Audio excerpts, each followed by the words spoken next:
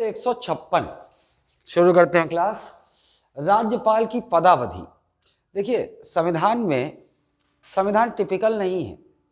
संविधान टिपिकल इसलिए हो जाता है कि उसकी एक तो उसके कंसेप्ट को अपन नहीं समझते, और दूसरा ये कि वो बारीक बारीक चीज़ें जहाँ पर ध्यान देनी है वो पॉइंट आउट नहीं कर पाते। तो जब भी मैं बोलता हूँ कि यहाँ ध्यान दो, मतलब वो वहाँ फंसाने वाला काम है।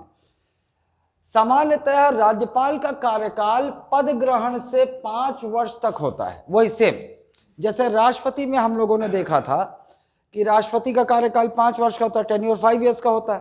कहाँ से शुरू होता है? Assuming office, when president assumes his office. जब राष्ट्रपति पद ग्रहण करते उस तारीख से 5 वर्ष की गणना शुरू हो जाती है। बिल्कुल वैसे ही इनकी भी है। राज्यपाल जो है उनकी नियुक्ति हो गई, लेकिन उस तारीख से नहीं होगा शुरू। जिस दिन वो जाएंगे फलाना राज्य में, वहां जाकर साइन करके पद ग्रहण करेंगे, उस तारीख से 5 वर्ष की गणना होती है। देखो बारीकी है यहाँ पर, है ना। नियुक्ति से नहीं, फंसा देगा। नियुक्ति से तो अचानक लोग नियुक्ति से मार देंगे। नियुक्ति से नहीं। नियुक्ति आज जो है अपॉइंटमेंट हो गया, उनका ऑर्डर पास हो गया, नियुक्त कर दिए गए, लेकिन 1 महीने बाद जाकर ज्वाइन कर रहे हैं, तो तब से चालू होगा। एक और बात यहाँ पर, एक और बात ध्यान दीजिएगा। हम ये पढ़े थे कि राज्यों के राज्यपाल की नियुक्ति राष्ट्रपति करता है, और राज्यपाल राष्ट्रपति के प्रसाद पर्यंत तक पद धारण करता है। अब ये दोनों सही है। कूट वाले प्रश्न में यदि आपसे बोल दे कि राज्यपाल का कार्यकाल कितना, तो 5 वर्ष, ये भी सही है। लेकिन अगर ये बोल दे कि राज्यपाल राष्ट्रपति के प्रसाद पर्यंत तक पद पर रहते हैं, तो ये भी सही है। The governor of a state remains on his post till the pleasure of president. दोनों सही है। लेकिन अगर दोनों आ जाए और आपको एक चुनना हो, तो आप चुनोगे राष्ट्रपति के प्रसाद पर्यंत तक। आप पहली प्राथमिकता किसको रखोगे? राष्ट्रपति के प्रसाद पर्यंत, क्योंकि ये 5 वर्ष फिक्स नहीं है भैया। आज प्रधानमंत्री नरेंद्र मोदी ने परामर्श दिया, आज उनकी नियुक्ति हो गई। 6 महीने बाद कुंदरू की सब्जी से बौखला गए, परामर्श दे दिया, हटा दो, हट जाएंगे। फिक्स नहीं है। राज्यपाल का 5 वर्ष फिक्स नहीं है। ठीक, ये हो गया। तो आपको क्या याद रखना है? पहली प्राथमिकता कि राज्यपाल, किसी राज्य के राज्यपाल राष्ट्रपति के प्रसाद पर्यंत तक पद धारण करते हैं या पद पर बने रहते हैं, ये याद रखना है। ठीक, अच्छा। और मान लीजिए उनका 5 वर्ष पूरा हो गया, जैसे राष्ट्रपति का देखे थे हम लोग। राष्ट्रपति के कार्यकाल का 5 वर्ष पूरा हो गया, लेकिन फिर भी राष्ट्रपति अपने पद पर बने रहते हैं। President remains on his post after the expiry of 5 years of tenure, है ना। कब तक? जब तक नए राष्ट्रपति का जो चुनाव नहीं हो जाता। लेकिन यहां तो राज्यपाल का चुनाव नहीं होता। यहां पर क्या बोलेंगे? राज्यपाल अपने 5 वर्ष का कार्यकाल पूर्ण करने के बाद भी अपने पद पर बने रहेंगे, जब तक नया राज्यपाल नियुक्त नहीं हो जाता। नियुक्त ना,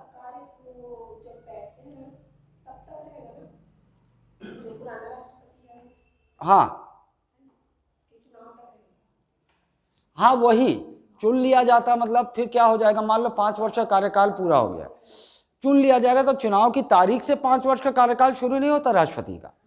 मैंने आपको बताया था, ध्यान देना, उसको समझने के लिए ये बताया था कि मान लीजिए ये राष्ट्रपाल इस तारीख को पद ग्रहण किया, किसी राष्ट्रपति ने, समारोह ने पद ग्रहण किया,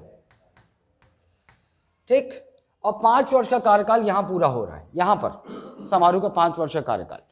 लेकिन संविधान ये कहता है कि भाई नए राष्ट्रपति का चुनाव वर्तमान राष्ट्रपति के कार्यकाल के पूर्ण होने से पहले करा लिया जाना चाहिए, ताकि पहले से तैयार रहो। राष्ट्रपति का कुर्सी खाली छोड़ना ठीक नहीं है। तो उससे पहले ही चुनाव हो जाता। मान लो इस तारीख को चुनाव हो गया, इससे पहले ही चुनाव की प्रक्रिया शुरू हो जाती। चुनाव हो गया, चुनाव के तारीख को ही शपथ ग्रहण नहीं होता। फिर कुछ दिन के बाद शपथ ग्रहण हो गया। राष्ट्रपति जो भी चुनाव जीता उसने शपथ ले लिया। शपथ की तारीख से भी 5 वर्ष की गणना शुरू नहीं मान सकते। क्यों? क्योंकि अभी वर्तमान राष्ट्रपति का कार्यकाल पूरा नहीं हुआ है।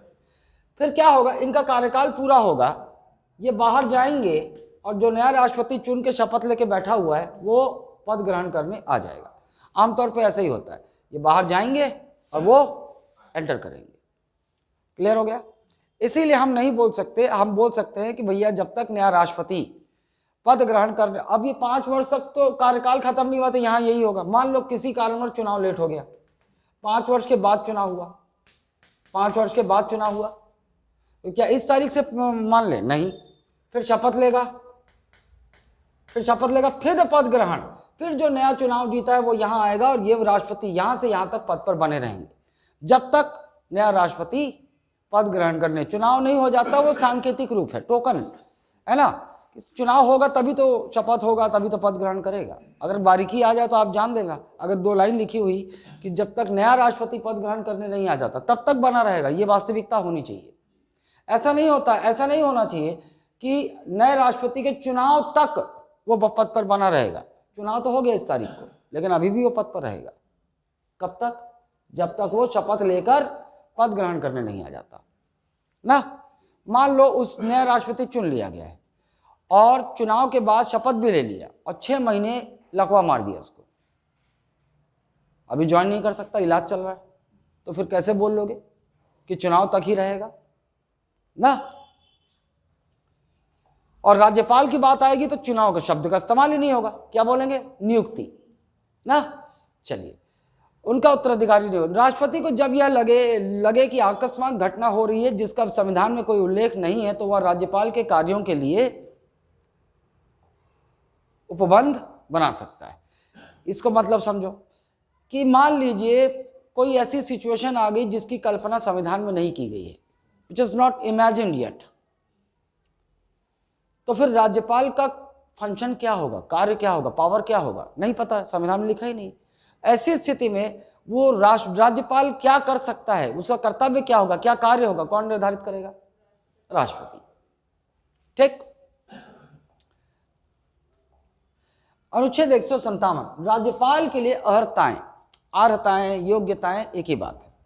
चलिए, वह भारत का नागरिक होगा, आंख मूंद करके कोई भी संवैधानिक पद होगा तो पहला चीज क्या होगा?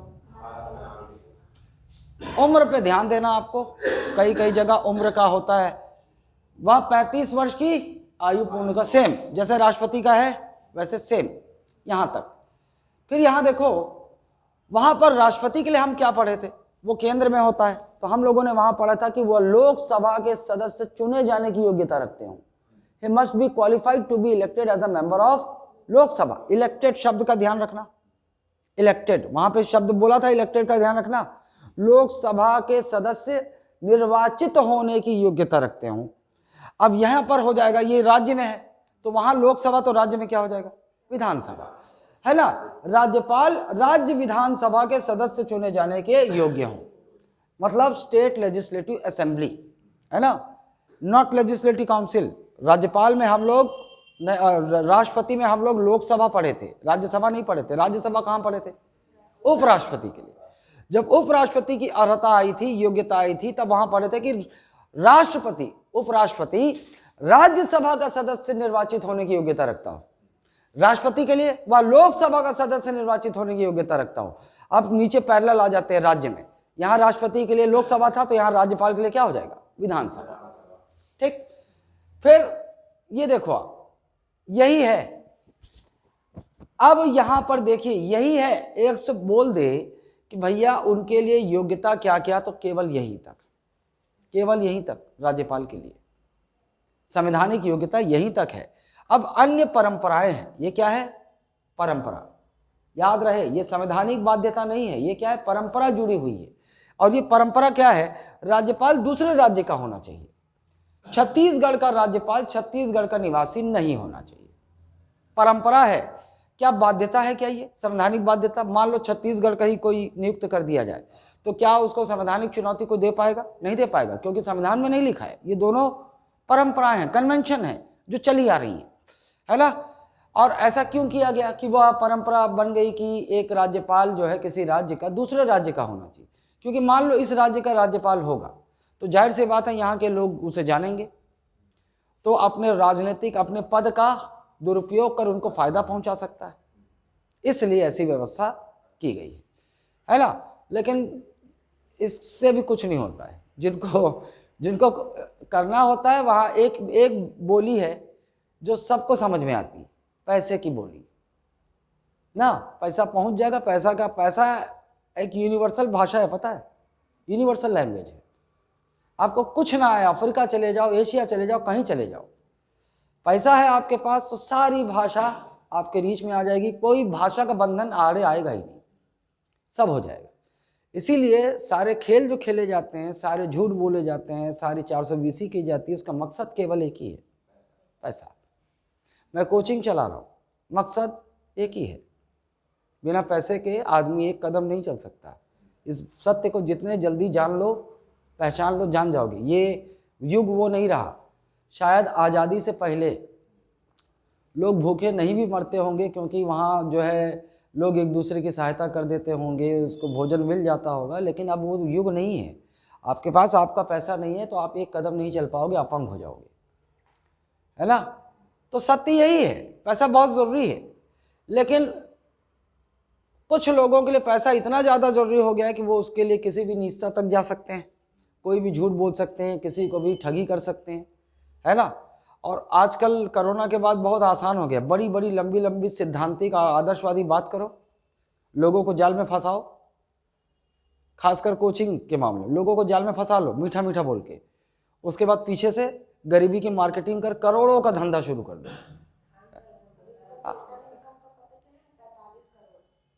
किसका पता चला ना।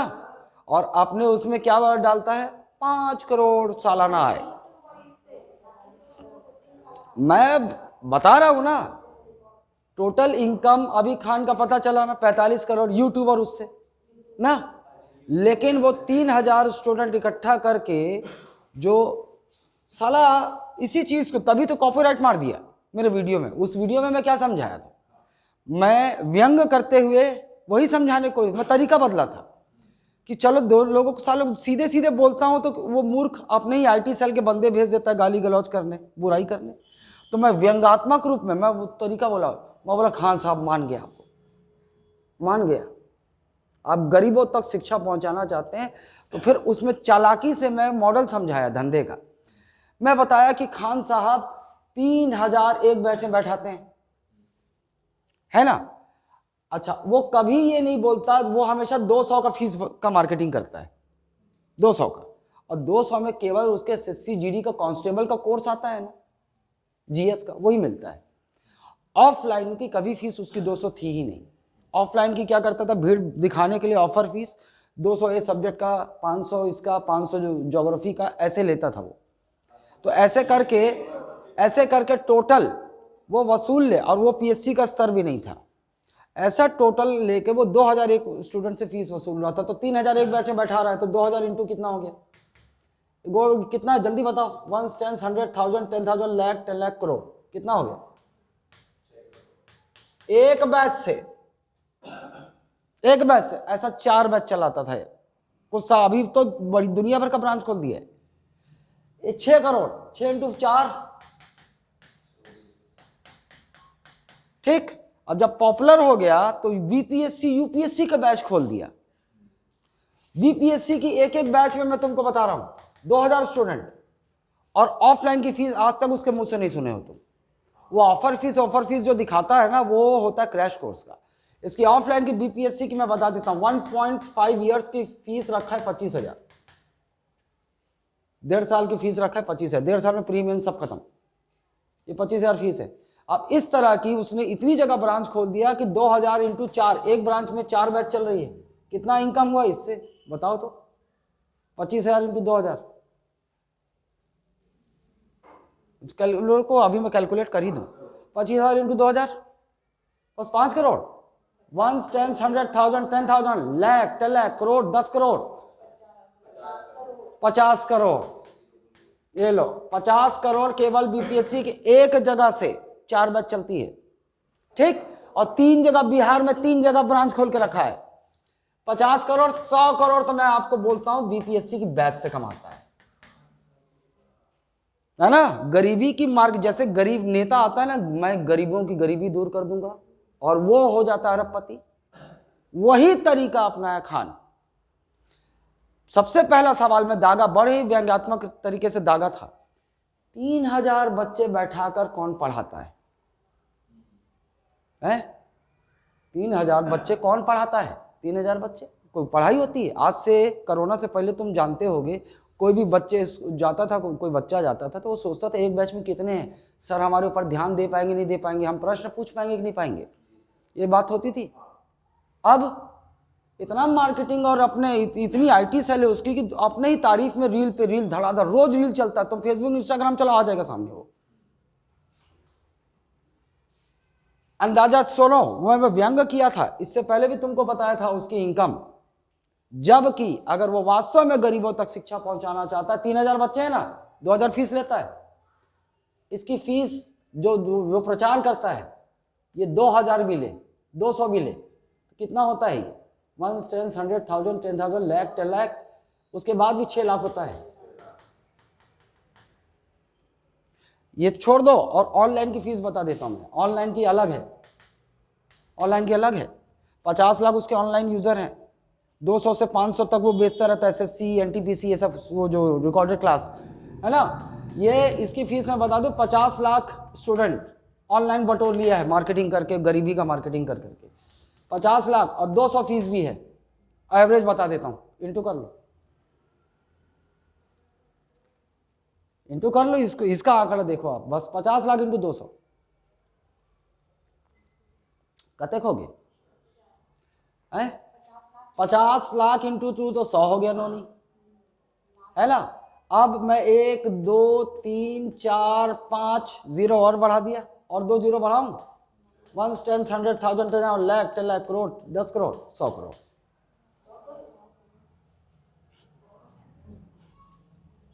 हैं, 100 करोड़ हो गया वो, ये 100 करोड़ इधर 100 करोड़। अब मेरा कैलकुलेशन बिल्कुल सही है, 300 करोड़ साल का गरीबी की मार्केटिंग करके साला फर्जी चैन खड़ा, और जितने भी बीपीएससी के वो चैन खड़ा कर रहा है सामने ला ला कर ना, वो सारे स्टूडेंट कौन है पता है? जिनको तो वो ये मार्केटिंग कर करके बीपीएससी की बैच में ये फांस रहा है, उसमें नहीं है स्टूडेंट। वो बच्चे कौन है? वो जो क्रैश कोर्स का अलग से चलाता है ना 4,999, उसकी आय तो अभी जोड़ा नहीं हूं मैं, अभी जोड़ा नहीं हूं उसको। 4,999 में क्या करता है, अभी पॉपुलर हो गया ना, तो बहुत सारे बच्चे आ जाते हैं क्रैश कोर्स में। और वो बच्चे कौन है? जो ऑलरेडी मेंस क्वालिफाई कर चुके हैं बीपीएससी का, पहले ऑलरेडी इंटरव्यू से बाहर हो चुके हैं। मतलब क्रीम बच्चे क्या होता है कि चलो भाई खान सर अब पॉपुलर हो गया ना, अब पॉपुलर हो गए हैं तो अब इतना पैसा है उनके पास कि दुनिया भर का चोचला, जैसे विकास देवी कीर्ति स्टूडियो बना के पूरा इंटरव्यू लेते हैं, वो स्टूडियो भी बना लिया है ना, मॉक इंटरव्यू लेता है। अब यहां से वो बच्चे आते हैं, इन्हीं में से तो सेलेक्ट होने हैं, और ये बच्चे तो वहां ताली पीटने गए हैं, क्योंकि ये इतना धूर्त है खान कि ये तो केजीएस खुलने से पहले मेरे पास वीडियो है, मैं किसी दिन धोऊंगा ना, सीसीपीए को मैं लिखने वाला हूं डिटेल इसका।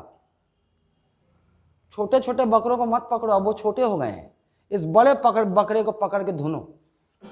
ये कैसा कैसा ठगी का धंधा चला रहा है, यहां से लेता है, और उसके बावजूद मॉक इंटरव्यू से ये चैन बताता है। अभी ला के खड़ा किया ना 69 बीपीएससी का रिजल्ट आया, उसमें मैं चिन्हित करके बता सकता हूं ये लड़का ये लड़का ये लड़का पढ़े ही नहीं, खान के स्टूडेंट ही नहीं है, लेकिन वो अच्छा लोग जाते भी है ना, ये दुनिया को आरोप लगाता है, वो पैसा दे के खरीदता है, ये कैसे लाते हैं, इसके कैसे आते हैं स्टूडेंट, कैसे बुलाता है ये मॉक इंटरव्यू लिया हुआ स्टूडेंट, फोन खुद ही करता है ये। हाँ अब मैं खान सर बोल रहा हूं, और लोग आते ही इसलिए कि बहुत पॉपुलर है, वो आएगा तो कैमरे के सामने पूरी दुनिया देखती है, इसलिए पहुंच जाते हैं वहां पर, है ना। जितने अभी ना बीपीएससी का सोचो 15,000 20,000 ऑफलाइन के स्टूडेंट और उतने ही ऑनलाइन के स्टूडेंट में कितने चैन बता रहा है बीपीएससी में? 30-35 ये चैन बता रहा है अपने, वो 30-35 चैन बीपीएससी 69 बीपीएससी के। लिख के देता हूं इसमें 25 छात्र इसके रेगुलर क्लास के स्टूडेंट ही नहीं है, लिख लो ये मॉक इंटरव्यू के स्टूडेंट हैं, या फिर ये वो बच्चे हैं जो इसके मेंस में या इसमें कोई ऑनलाइन क्लास ले लिया है, जो ऑलरेडी मेंस और इंटरव्यू दे चुके हैं, उसी में तो सेलेक्ट होना है, और उसी बाकी उसी में से इक्का अगर कोई ब्रिलियंट छात्र होगा ना, अरे यार मेरे पास 1,000 के स्टूडेंट हो, 1,000 ही हो, मैं तो सीजीपीएससी में आग में मुद दूं। हाँ 1000 स्टूडेंट, सिर्फ 1000 स्टूडेंट हो ना, ये दुनिया भर का जो चोचला ये चला रहा है ना, ये सिर्फ 1000 स्टूडेंट हो, मैं CGPSC प्री और मेंस, मैं तुमको बता दूं 10,000 में मैं आराम से खत्म भी कर दूंगा समय लेके, और इसमें भी कमा लूंगा। 1000 स्टूडेंट इंटू 10,000 कितना होता है? एक 3 जीरो बढ़ा देता हूं, बस यही बढ़ाना है ना। 1 10 100,000 10,000 लाख 10 लाख करोड़, 1 करोड़ AC दुनिया भर का किराया उराया, ये इन सबको मैं खर्चा कर लूँ ना, तब भी मेरे पास साल का एक बैच से 25 लाख बच जाएगा पूरे चोचले के साथ। ये सारा गणित मुझे पता है, जो खान कर रहा है, जो सब कर रहे हैं, सब पता है, लेकिन मैं नहीं कर सकता पता होते हुए भी, क्योंकि ये गलत है। इसके लिए स्टूडेंट को बेवकूफ बनाना पड़ता है, एकदम बड़े बड़े डायलॉग मारने पड़ते हैं, और पर्दे के पीछे काम कुछ और करना पड़ता है। साला गरीबों तक शिक्षा पहुंचाना चाहे, 200 रुपए कहीं भी। सोनी टीवी में पैसा देके वो कपिल, वो अभिनव बिंद्रा है ना, कौन सा बिंद्रा है साला, वो विवेक बिंद्रा, हाँ वो विवेक बिंद्रा ही तो दलाल है, वही तो मार्केटिंग सिखाया है सबको, ओझा और ये सबका वही गुरु है, वो ये सारी चालाकियां धूर्तता वही सिखाया है। वही विवेक बिंद्रा ही ले जाकर सोनी टीवी में कपिल शर्मा से मिला है। और वहां पर बता दूं तुमको, कपिल शर्मा के शो में कोई भी जाता है प्रमोशन के लिए ही जाता है, और बिना पैसा लिए कपिल शर्मा प्रमोट नहीं करता है, पैसा लेता है वो। शाहरुख खान जब अपनी फिल्म के लिए जाता है ना, तो वो शो उससे 50 उस शो से उसको 2 से 5 करोड़ उसको देता है केवल 1 घंटे में आने के लिए, प्रमोशन के लिए। ये जब गया था तो अकेले उस समय खान तो इतना बड़ा हुआ नहीं था, उतना पैसा जी कपिल शर्मा का तो चार्ज नहीं कर सकता था। तो 3 लोगों ने प्लान बनाया, हम 3 लोग जाएंगे, तीनों बांट लेंगे आधा आधा। एक वो संत है ना, एक तो जो साथ में आया था अंग्रेजी बोलने वाला सनातनी गुरु, एक वो विवेक बिंद्रा खुद, और ये, इन तीनों ने पैसे शेयर किए जितना कपिल शर्मा को देना होगा, और जाकर फिर वहां कहानी बना डाला साला। 200 रुपये वाला मार्केटिंग कहानी तो हर जगह बकता है, और उसके बाद फिर गरीबी की कहानी जब तक बनाएगा नहीं, उसको किसी वीडियो में देख लो आप, जब तक बनाएगा नहीं वो सक्सेसफुल हो, गरीबी कहानी बना दी एकदम। थोड़ा सा एक्टिंग, उस दुनिया में हर जगह बोलता है नार्को टेस्ट कराओ, नार्को टेस्ट कराओ। एक वीडियो बनाऊंगा मैं बोलूंगा पहले खान अगर तेरा नार्को करा लिया जाए ना, तो दिन में तू 100 बातें बोलता है, 100 में से 99 झूठ बोलता है तू। तो सिर्फ वही बातें बोलता है जिससे स्टूडेंट को बेवकूफ बनाया जा सके, जिससे स्टूडेंट मार्केटिंग की जा सके, तो वही काम करता है बस। औकात तो तेरी SSC CGL के GS की नहीं है। हाँ साइंस का वीडियो देखा हूं, साइंस का अच्छा है, उसका साइंस का ठीक है। और ये पॉलिटी और जो पढ़ाया है ना, CGL की भी औकात नहीं उसकी, GS की। साले UPSC के बेस्ट टीचर बन के बैठे हैं मार्केटिंग से। चलो छोड़ो उसको लेकिन लिख लो, जिंदा रहा ना, इसका ये साम्राज्य झूठ का गिराऊंगा मैं ही। राज्यपाल दूसरे राज्य का होना चाहिए, परंपरा है ये। राज्यपाल की नियुक्ति मुख्यमंत्री के परामर्श से होनी चाहिए, एक और चीज, ये भी परंपरा है, लेकिन संवैधानिक बाध्यता नहीं है भाई, कि भाई उधर नरेंद्र मोदी को अपने पसंद के व्यक्ति का परामर्श देना हो राष्ट्रपति को, और राष्ट्रपति जो है, कहां पर कांग्रेस की सरकार है अभी,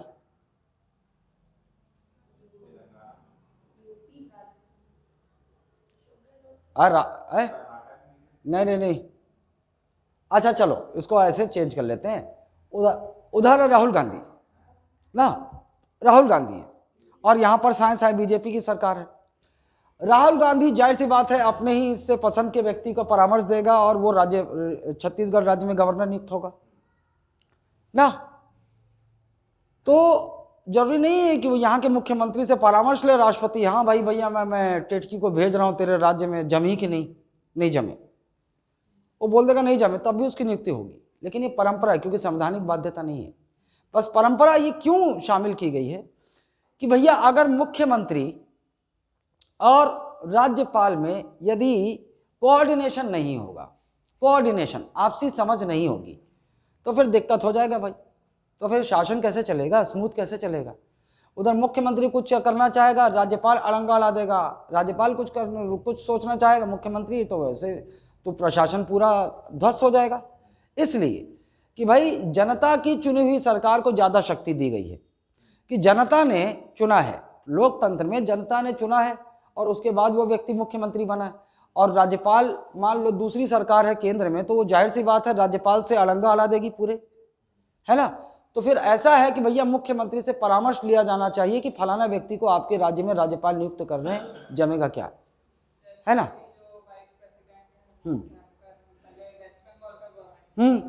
हाँ हाँ, तो वो खूब जनता, वो है मोदी भैया, धनखड़ बीजेपी के आदमी है, जाहिर सी बात है कि केंद्र ने उनको राज्यपाल नियुक्त करवाया था वेस्ट बंगाल में, तो वो बीजेपी के समर्थक होंगे, तभी उनकी नियुक्ति हुई। और फिर धनखड़ क्या करते होंगे, केंद्र के इशारे पर वहां जगह जगह से अड़ंगा अड़ाते होंगे, यही होता था। जैसे अभी बता दूं दिल्ली में क्या हो रहा था, दिल्ली में नजीब जंग थे।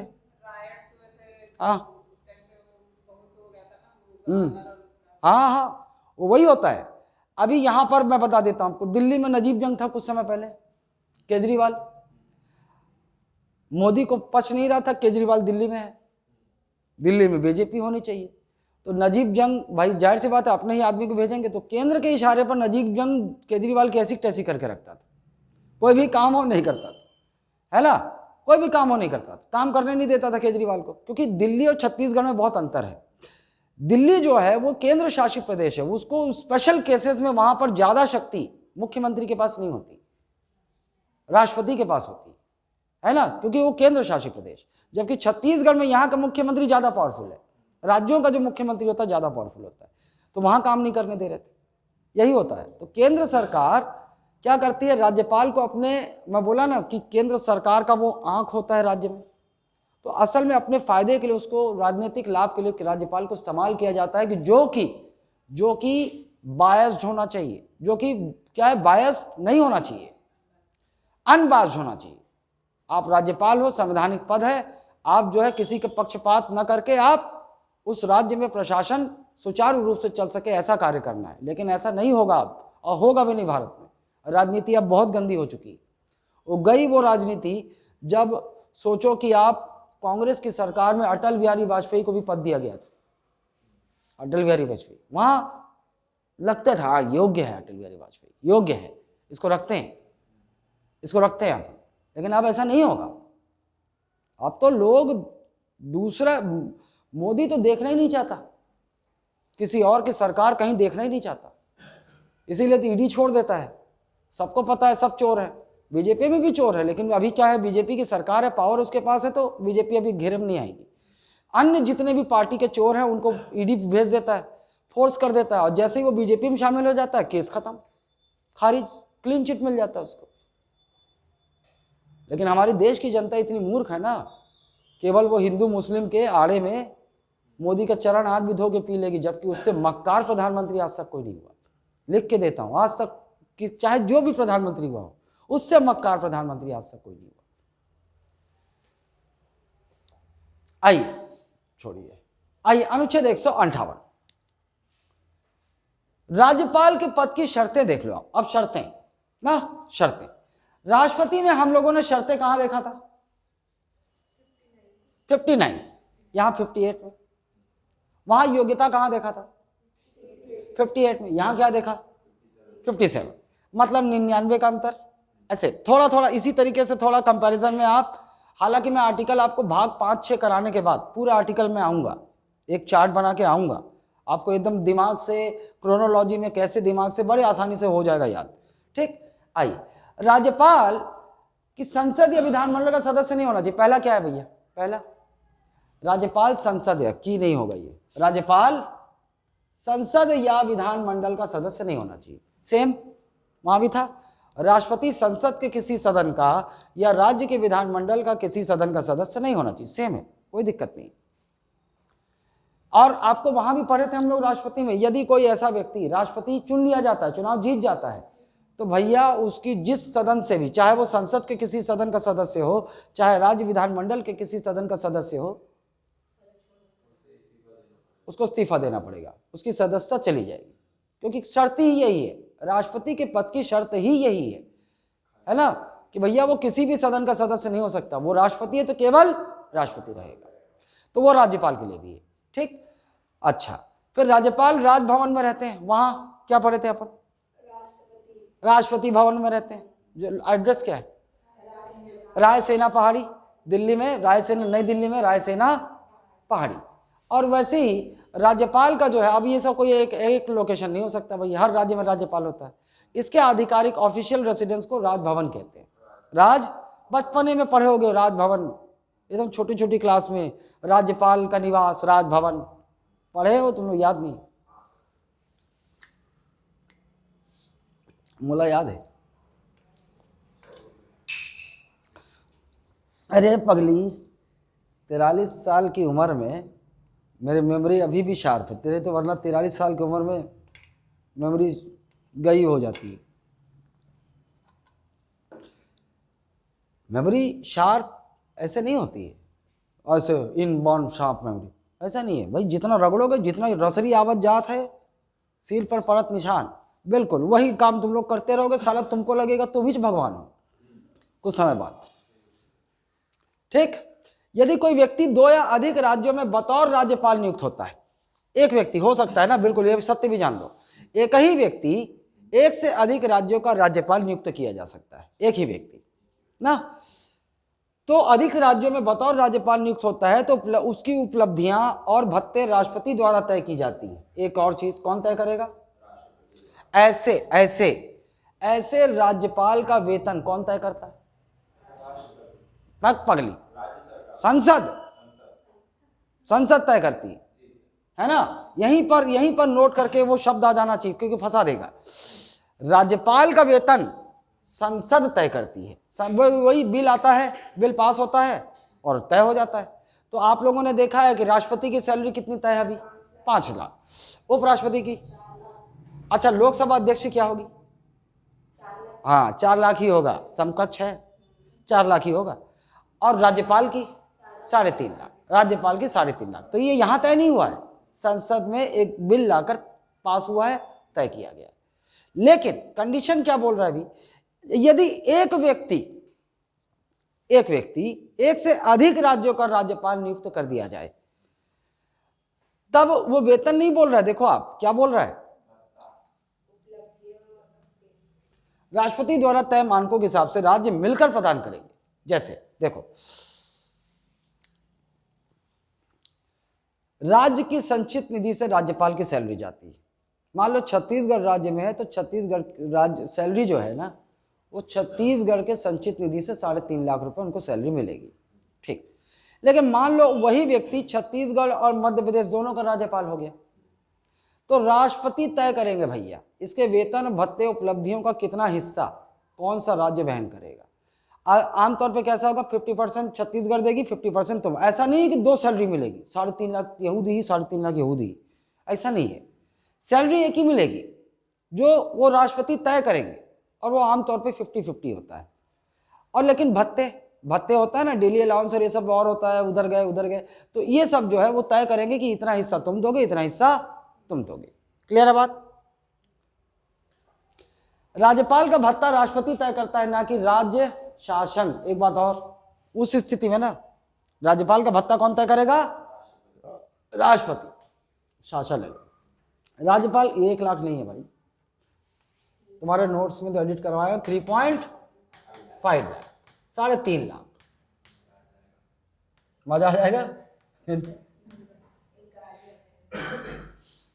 हाँ, एक गाड़ी आ जाएगा। कौन सी गाड़ी? अबे तुमको गाड़ी तो सरकारी मिल जाता, बत्ती वाला है। हाँ है, बिल्कुल है, 1 महीने में 3.5 लाख बहुत है। और वो ये सब तो तुमको बता दूं खर्चा भी नहीं होता है, बाकी सारी व्यवस्था हो जाती है अपने आप। बता देता हूँ, हर कोई अब्दुल कलाम जी नहीं हो सकते ना, वरना ये राज्यपाल छोड़ दो, विधायक जाता होगा मार्केट में, किसी भी शोरूम में घुस जाए उस एरिया के, तुमको क्या लगता है वो पैसा देगा या फिर वो दुकान वाला पैसा लेगा उससे? सिर्फ वो संबंध बनाएगा, अरे विधायक जी से नाता बना के रखो, किसी समय काम आएंगे। कहीं से राशन जाएगा, कहीं से आता होगा, वो पैसा नहीं लेगा, कुछ नहीं होता, और ना वो देगा। चलो, राज्यपाल के कार्यकाल के दौरान उनके वेतन भत्ते में कटौती नहीं की जा सकती। सेम था, वहां भी था। जब तक राष्ट्रपति का कार्यकाल चलेगा, राष्ट्रपति के कार्यकाल में कोई कटौती नहीं की जा सकती। ठीक। राज्यपाल को अपनी शासकीय कृतियों नहीं, कृतियों नहीं, क्या होगा, कृत्यों के लिए विधिक दायित्वों से निजी उन्मुक्ति प्राप्त है। वहां भी हम लोग पढ़े थे। अपने शासकीय कृत्य मतलब जो भी ऑफिशियल कैपेसिटी में आधिकारिक कार्य करते हैं वो लोग, उसके लिए राष्ट्रपति को भी कोई कोर्ट में चैलेंज कर सकता था, कोई नहीं कर सकता था। उसी प्रकार राज्यपाल भी अपने शासकीय कृत्यों के लिए विधिक दायित्वों से उन्मुक्ति, निजी उन्मुक्ति, विधिक दायित्वों से निजी उन्मुक्ति का मतलब, अबे विधिक दायित्व मतलब लीगल रेस्पॉन्सिबिलिटी है ना। ही is not liable for any legal responsibility towards his official works, official functions, any act done under official capacity। समझो क्या पढ़े हो तुम?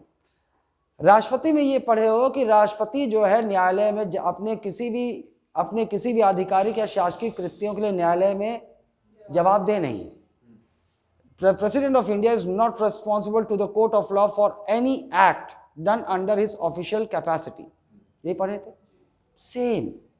The governor of a state is also not responsible to any court of law for any act done under official capacity। Clear है? वो राज्यपाल है, उसके जो दायित्व संविधान ने बताए हैं वो अपने कार्य कर रहा है, तो उसके लिए वो कोर्ट में जवाबदेह नहीं है। सेम, ना राष्ट्रपति जवाबदेह है ना ही राज्यपाल। राज्यपाल अपने कार्यों के लिए न्यायालय में, वही है, इसको घुमा फिरा के वही है, इसी लाइन को घुमा फिरा के ऐसा लिखा हुआ, उत्तरदायी नहीं है, इज नॉट रेस्पॉन्सिबल। राज्यपाल को अपने कार्यकाल के दौरान आपराधिक सुनवाई से उन्मुक्ति प्राप्त है। पढ़े हो 361 याद आ रहा है? 361 पढ़े थे अपन। राष्ट्रपति, राज्यपाल और राज प्रमुखों को, विदेशी राज प्रमुखों को विशेष प्रावधान था, है ना, स्पेशल प्रिविलेज था। क्या क्या था? नंबर 1, कोई भी क्रिमिनल प्रोसीजर नहीं चलाई जा सकती, कोई भी आपराधिक कार्रवाई नहीं चलाई जा सकती, ना राष्ट्रपति के ऊपर, ना राज्यपाल के ऊपर, ना कोई विदेशी राजदूत या राजनयिक यहाँ आएगा। जैसे कहीं जर्मनी का राजा आ गया या कहीं का प्राइम मिनिस्टर आ गया, ऐसा।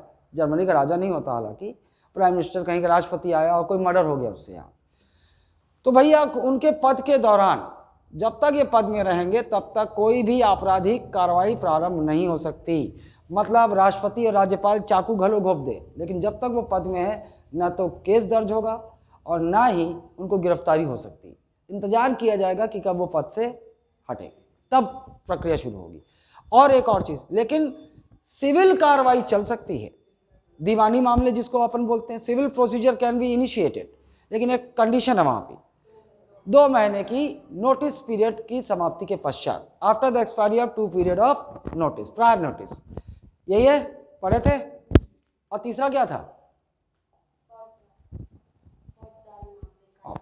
फौजदारी और आपराधिक एक ही है नोनी, एक फौजदारी हो गया, एक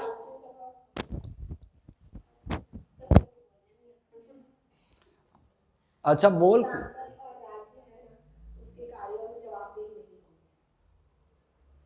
अपने आधिकारिक कृत्यों के लिए वो न्यायालय में जवाबदेह नहीं है। वो आ जाएगा, पढ़ती रहेगी तो बोलने आ जाएगा।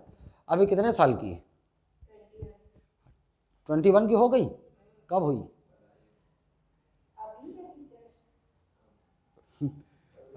है हम आपने अभी, भले अभी छात्र अभी तो कम है अभी, लेकिन मैं तुमको बताऊं लगभग ना कम से कम 15 स्टूडेंट ऐसे हैं जो अभी 20 साल के भी नहीं है। 15 स्टूडेंट ऐसे हैं जो अभी 20 साल के भी नहीं है, शुरू कर दिए हैं। मतलब तुम, है ना, मैं भी तो 25 साल का हो गया था तब शुरू किया था। 25 साल, हाँ आप मान सकते हो।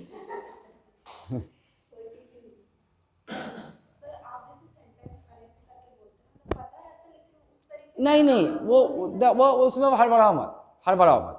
वो भाई वो इतने आसानी से नहीं आएगा।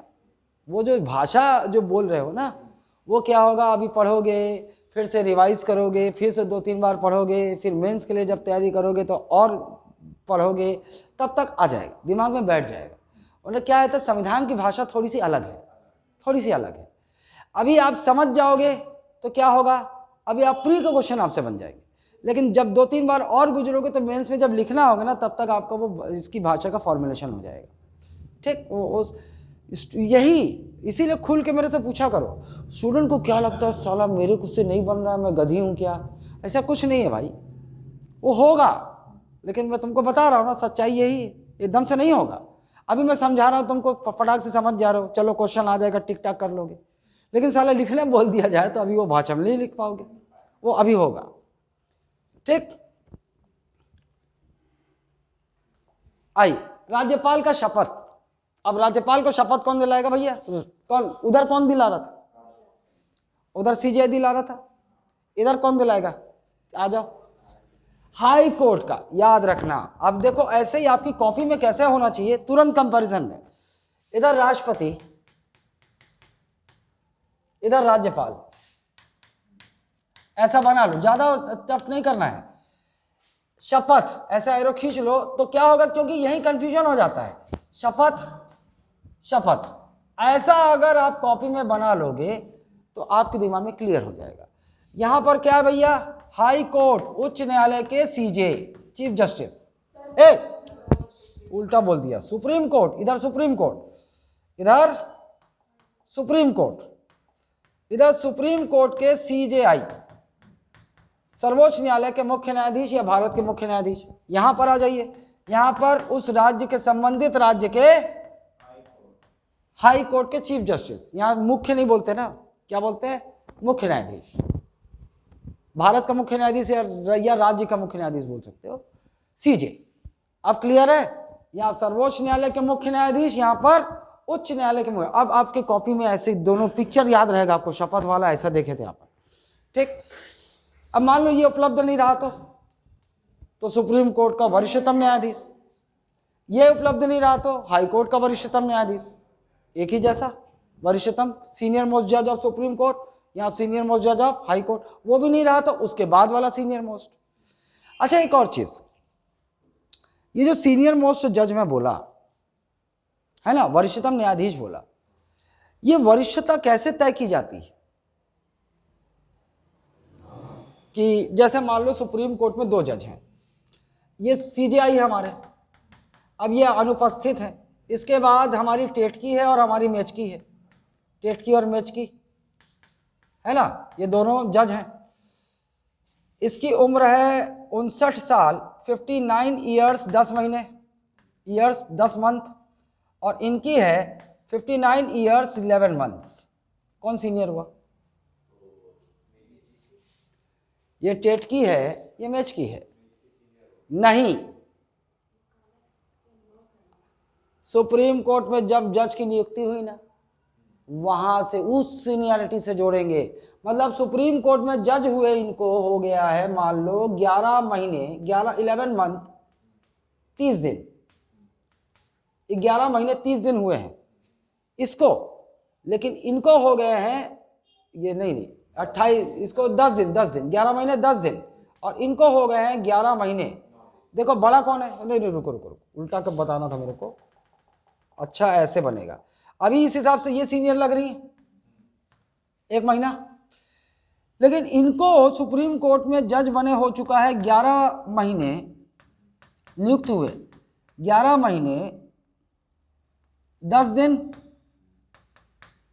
और इनको हुआ है 11 महीने 7 दिन। इस हिसाब से सीनियर कौन हूं? ये हूं, है ना। सर्वोच्च न्यायालय में कार्य के आधार पर वरिष्ठता तय की जाएगी, ना कि उम्र के हिसाब से।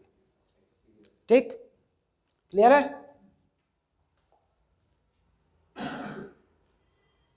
आइए, क्लियर है?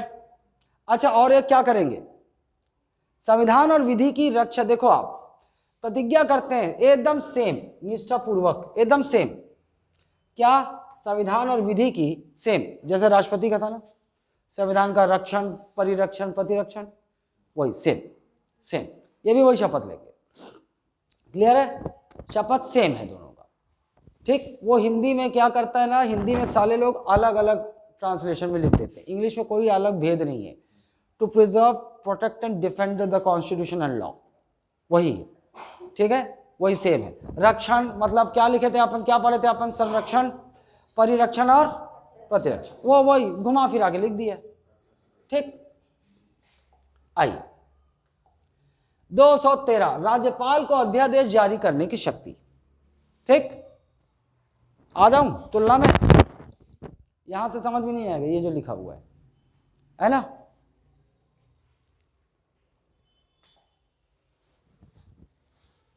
यहां आपके नोट्स में डिटेल नहीं लिखा है क्योंकि मैं वहां समझा दिया, वो सेम है। अब जो अब है, लेकिन फिर भी समझा देता हूं कुछ लोगों को। ये बना दिया मैंने, अरे बड़े जान हो गए, कोई ना।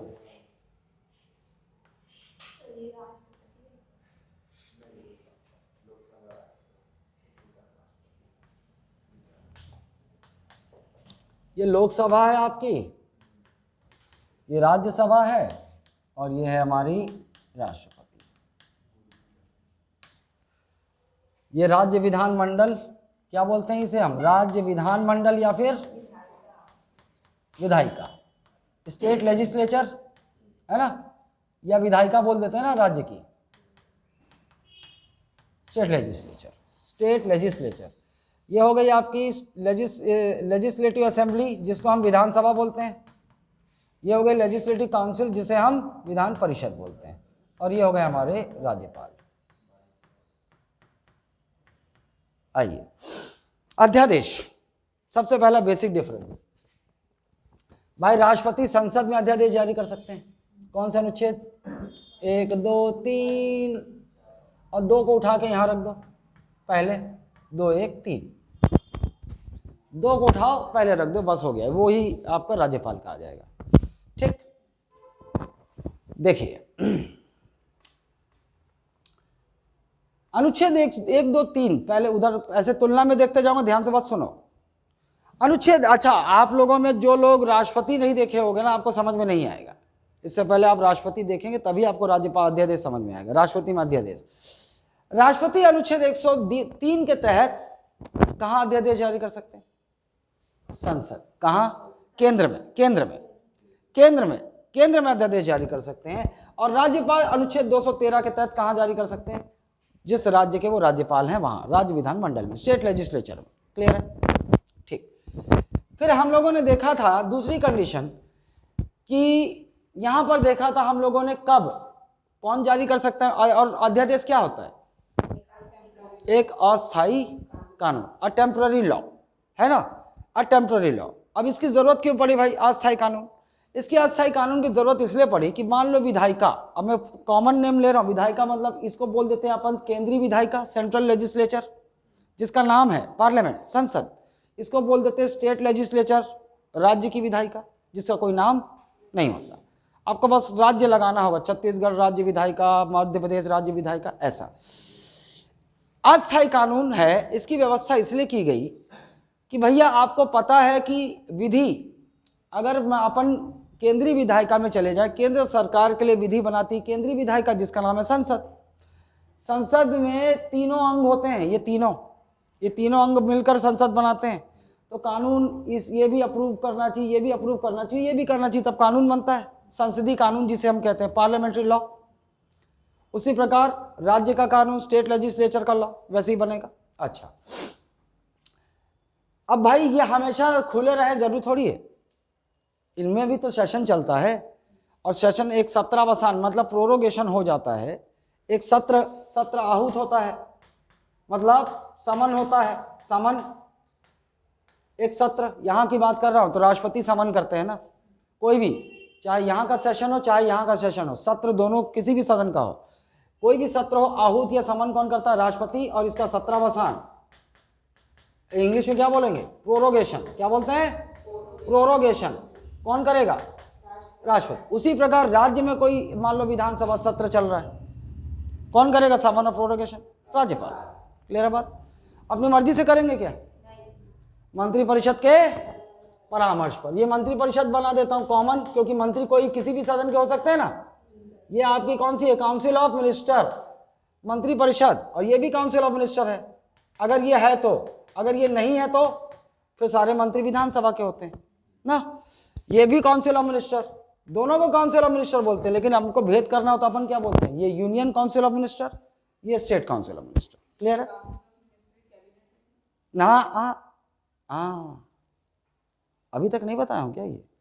अच्छा, पार्लियामेंट में आता है, लेकिन तुम्हारा प्रश्न ये जरूरी है, हालांकि पार्लियामेंट में बताता मैं, लेकिन देखो इसको समझ लो।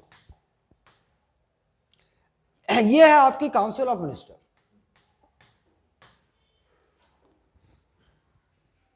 गर्मी लग गई।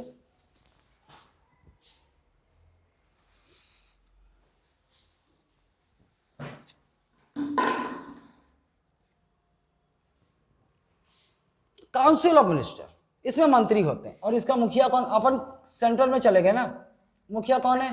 पीएम। आपको पता है वो क्या क्या बोलते हैं हिंदी में अपन? प्रधानमंत्री। सारे मंत्रियों में प्रधान, prime minister, prime amongst all other ministers.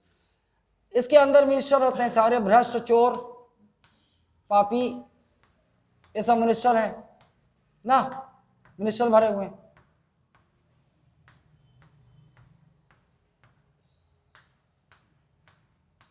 ये सब मिनिस्टर है। सबसे पहले मैं आपको एक बात बता देता हूं,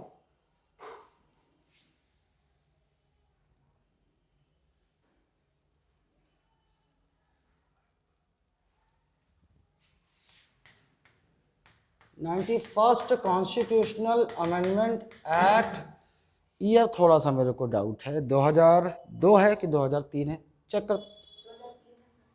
91 वाला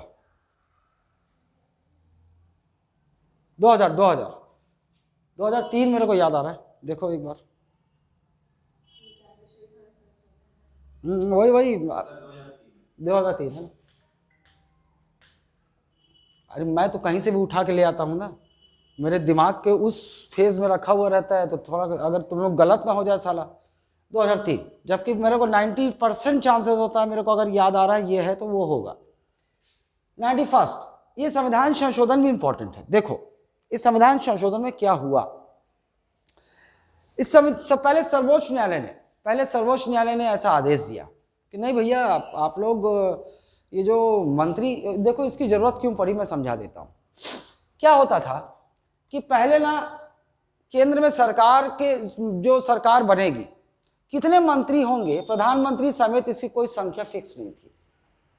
होता क्या था, अक्सर इस दौरान जब मान लो 2-3 पार्टी मिलकर गठबंधन की सरकार बनाती थी, जैसे चुनाव हुआ, किसी एक पॉलिटिकल पार्टी को मेजॉरिटी बहुमत नहीं मिला, तो 2-3 पार्टी मिलकर आपस में डील कर लेते थे और बना लेते। लेकिन सबको खुश करना है, लंथन मिनिस्टर, ये मिनिस्टर, ते मिनिस्टर, ते दुनिया भर का मिनिस्ट्री बना दिया जाए और दे दिया जाता। मिनिस्टर ही मिनिस्टर, फोकट में खुश करने के लिए। भाई तुम चाहे जितने मिनिस्टर बना लो, अब सुविधा किसको होनी? लोगों को होनी। साला मिनिस्टर निकलता है, एक तो 20 तो गाड़ी देखना एकदम जट्ठा निकलता है, पूरी रास्ता बाधित कर दे, रोक दे, और दूसरी और उसकी जो सुविधाएं, बंगला, ये दुनिया भर का ही खर्चा कौन देता है? जनता के ही पर तो बोझ पड़ता है, टैक्स, जनता टैक्स भरती, उसी से दिया जाता है। तो सुप्रीम कोर्ट के हस्तक्षेप के बाद ये संविधान संशोधन किया संसद ने 91 कॉन्स्टिट्यूशन अमेंडमेंट एक्ट 2003 में। क्या किया इस संविधान संशोधन ने? दोनों जगह काउंसिल ऑफ मिनिस्टर की का आकार निश्चित कर दिया, strength. It decided the strength, आकार, स्ट्रेंथ। इसने लिमिट तय कर दी कि भैया चाहे वो यूनियन काउंसिल ऑफ मिनिस्टर हो, चाहे स्टेट काउंसिल ऑफ मिनिस्टर हो, संघीय मंत्रिपरिषद हो, केंद्र सरकार में जो मंत्रिपरिषद है, और राज्य सरकार में मंत्रिपरिषद, चाहे यहां की हो चाहे राज्य की हो, इसमें एक लिमिट तय कर दिया, सीमा तय कर दी। मतलब मंत्रिपरिषद का आकार पर क्या तय कर दिया? लिमिट, सीमा तय कर दी, सीमा लगा दी, तय कर दिया लिमिट। और लिमिट क्या है? ध्यान से सुनो। संघीय मंत्रिपरिषद में मंत्रियों का आकार मतलब मंत्रियों की संख्या, मतलब मंत्रिपरिषद का आकार मतलब मंत्रिपरिषद में मंत्रियों की संख्या। प्रधानमंत्री समेत अन्य मंत्रियों की संख्या लोकसभा के कुल सीटों का 15% से अधिक नहीं हो सकती, अधिक नहीं हो सकती।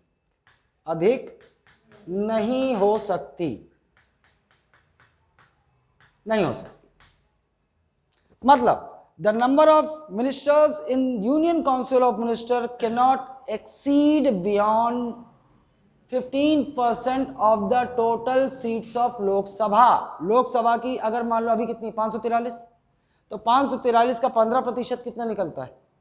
81 दशमलव कुछ निकलेगा शायद। 543 का 15%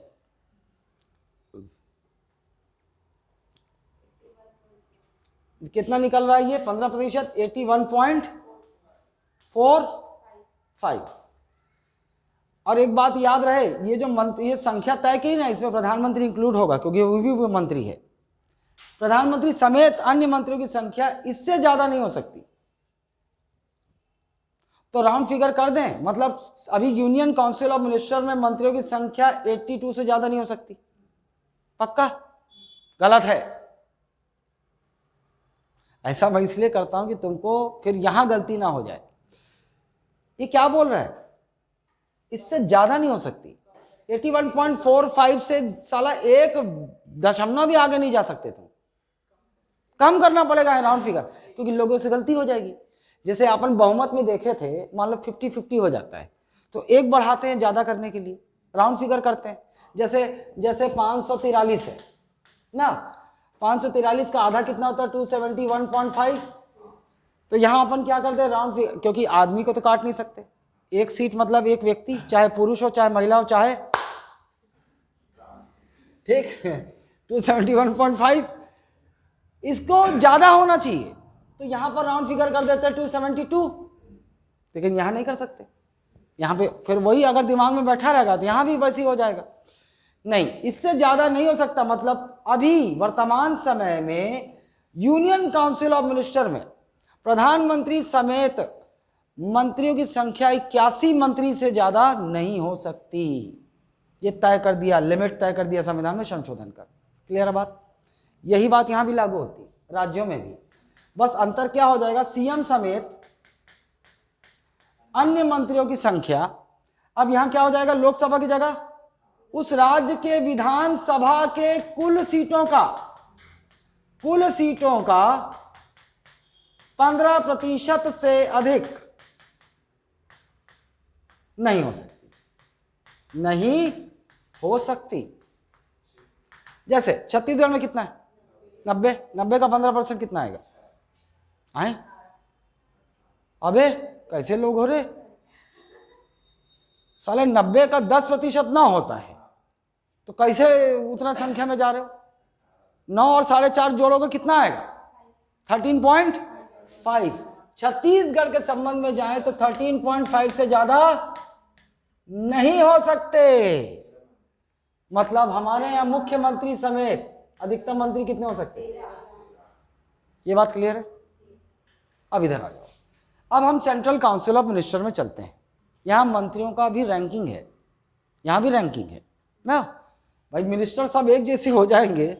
हर जगह देख लो पद सोपान, हायरार्की तो हर जगह होती है। पद सोपान जानते हो? हायरार्की को ना इस तरह से पिरामिड के आकार में डिनोट किया जाता है। यह है हायरार्की। इसको बोलते हैं पद सोपान। कोई भी संगठन हो, छोटा हो बड़ा हो, पद सोपान होता ही है। जैसे आप पुलिस महकमा देख लो, आप पुलिस जिला स्तर पे भी पुलिस का एक संगठन होता है। जो जिला स्तर पे सबसे बड़ा पद एसपी का, उसके नीचे देखो, अब पूरे राज्य पुलिस का बता रहा हूं। सबसे ऊपर होता है डीजीपी। कौन होता है? डीजीपी, पूरे राज्य के पुलिस का boss DGP, director general of police. इसके नीचे दो तीन क्या हो सकते हैं? एडीजी क्या हो सकते हैं? Additional director general. फिर एक एक के नीचे बहुत सारे आईजी हो सकते हैं, है ना? आईजी अंदर, आईजी आपको क्या लग रहा है, जैसे से नीचे जा रहे हैं बेस चौड़ा होता जा रहा है, नंबर बढ़ते जा रहे हैं, यही पद सोपान होता है। ऊपर में एक बॉस बैठेगा, फिर आईजी के नीचे बहुत सारे एआईजी होंगे, फिर एआईजी के अंदर बहुत सारे एसपी होंगे, फिर एसपी के अंदर बहुत सारे डीएसपी होंगे, बढ़ता जा रहा है। डीएसपी के अंदर बहुत सारे एसआई थाने होंगे, एसआई होगा, टीआई होगा, इसके अंदर एसआई होंगे, एसआई के अंदर एएसआई होंगे, और सबसे नीचे होंगे कांस्टेबल। इनका तो बहुत ज्यादा होगा, बहुत ज्यादा। पूरे राज्य में कांस्टेबल की संख्या कितनी होगी, सबसे ज्यादा यही होंगे। ये होता है, यही होता है पद सोपान। अब ये तो हो गया पुलिस संगठन राज्य स्तर पर। पुलिस संगठन अगर जिले स्तर पे बोलूं तो जिला स्तर का पिरामिड बन जाएगा। जिला स्तर में एसपी, एसपी के नीचे बहुत सारे डीएसपी, डीएसपी के नीचे बहुत सारे, ऐसा समझ गए बात। यही होता पद सोपान, हायरार्की, कोई भी संगठन ना। इधर आ जाइए। अब ये क्या था, ये ऐसा करने की जरूरत, मतलब ये संविधान संशोधन करने की जरूरत क्यों पड़ी? क्योंकि सुप्रीम कोर्ट ने ऑब्जर्व किया कि ये लोग क्या करते हैं। अभी रुको, बहुत मंत्री मतलब फायदा उठा रहे हैं, है ना, दुरुपयोग कर रहे हैं। अच्छा, इसी में क्या होता है, 12 से 15, कितने, 12 से 15 पीएम समेत 12 से 15 महत्वपूर्ण मंत्रालय, महत्वपूर्ण बड़े बड़े मंत्रालय जो होते हैं ना महत्वपूर्ण, जैसे आपका गृह मंत्री, गृह मंत्रालय, home ministry, defence, finance, coal ministry, petroleum ministry, ये सब बहुत महत्वपूर्ण है ना, महत्वपूर्ण। वो पीएम के ऊपर है किसको कैबिनेट रैंक दे। वो एक और चीज, किस मंत्रालय को कैबिनेट का दर्जा देना है कौन तय करेगा, पीएम। या ये बोल लो कि किस मंत्री को कैबिनेट रैंक देना है कौन तय करेगा, पीएम। पीएम अब खुद जो कि बॉस है तो जाहिर सी बात है कैबिनेट रैंक उसके पास भी होगा, कैबिनेट रैंक इन लोगों को दे दिया इसने। तो कुल मिलाकर इनकी संख्या 15 से 20 होती है पीएम समेत। कोई संख्या निश्चित नहीं, बता दूं आपको, कैबिनेट रैंक के मंत्री की कोई संख्या निश्चित नहीं। पीएम अलॉट करता है कैबिनेट रैंक, दे दिया उसने जिसको महत्वपूर्ण समझा। और जाहिर सी बात है क्या होता है, आई हाँ गया,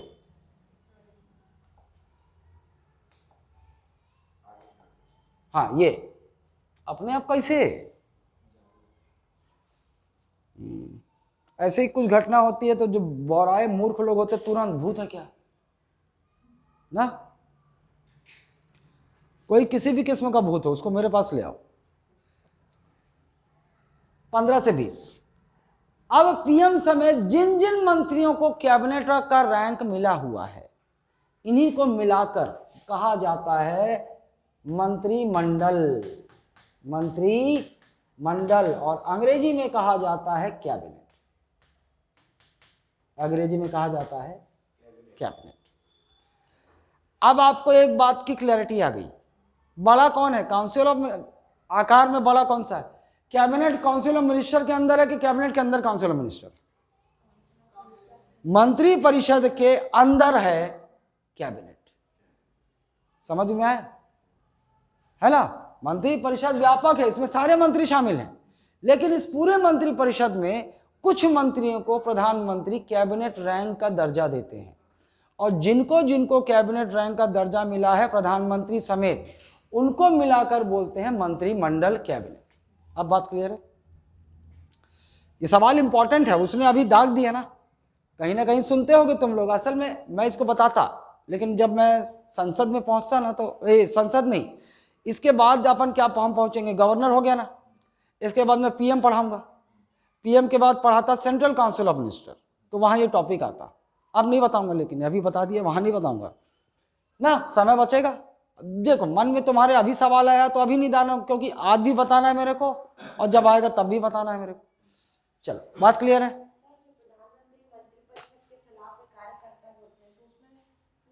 प्रधानमंत्री सलाह नहीं करता, कौन बोला, राष्ट्रपति।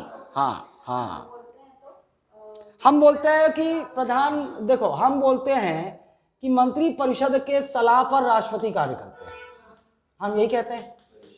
लेकिन आप लोग जब किताब उताब पढ़ोगे ना, कहीं मंत्री परिषद लिख देगा, कहीं मंत्रिमंडल लिख देगा, आप लोग हो जाओगे कंफ्यूज कि साला मंत्री परिषद एक मंत्रिमंडल। बहुत सारे एग्जाम क्वेश्चन बनाने वाले भी साले ये भेद नहीं करते, ध्यान ही नहीं देते उसको, अलग अलग है जबकि जब देखो संविधान जो अनुच्छेद 74 कहता है, जो आर्टिकल 74, वो मंत्रिपरिषद बोलता है। आपका पहला जवाब क्या होगा? मंत्रिपरिषद। अगर दोनों विकल्प है, मंत्रिपरिषद के परामर्श पर, मंत्रिमंडल के परामर्श पर, क्या लोगे आप? मंत्रिपरिषद के परामर्श पर। 74 में मंत्रिपरिषद लिखा है। क्लियर है बात? मंत्रिमंडल एक ही जगह आएगा, एक ही जगह, 352 कहां आएगा? इस द वर्ड कैबिनेट, ये जो वर्ड है ना कैबिनेट, मंत्रिमंडल, मंत्रिमंडल, पूरे संविधान में एक ही जगह इसका इस्तेमाल हुआ है, आर्टिकल 352 में, केवल एक ही जगह। वरना पूरे संविधान में क्या मिलेगा आपको? मंत्रिपरिषद। और मंत्रिपरिषद और मंत्रिमंडल एक ही नहीं है। इसको हम जो मंत्रिमंडल है, अगर इंपॉर्टेंस की बात देखो आप, ये मंत्रिपरिषद है, इसी में एक ये ऊपरी जो कैबिनेट रैंक के मंत्रियों का समूह हो गया, मंत्रिमंडल कहलाएगा।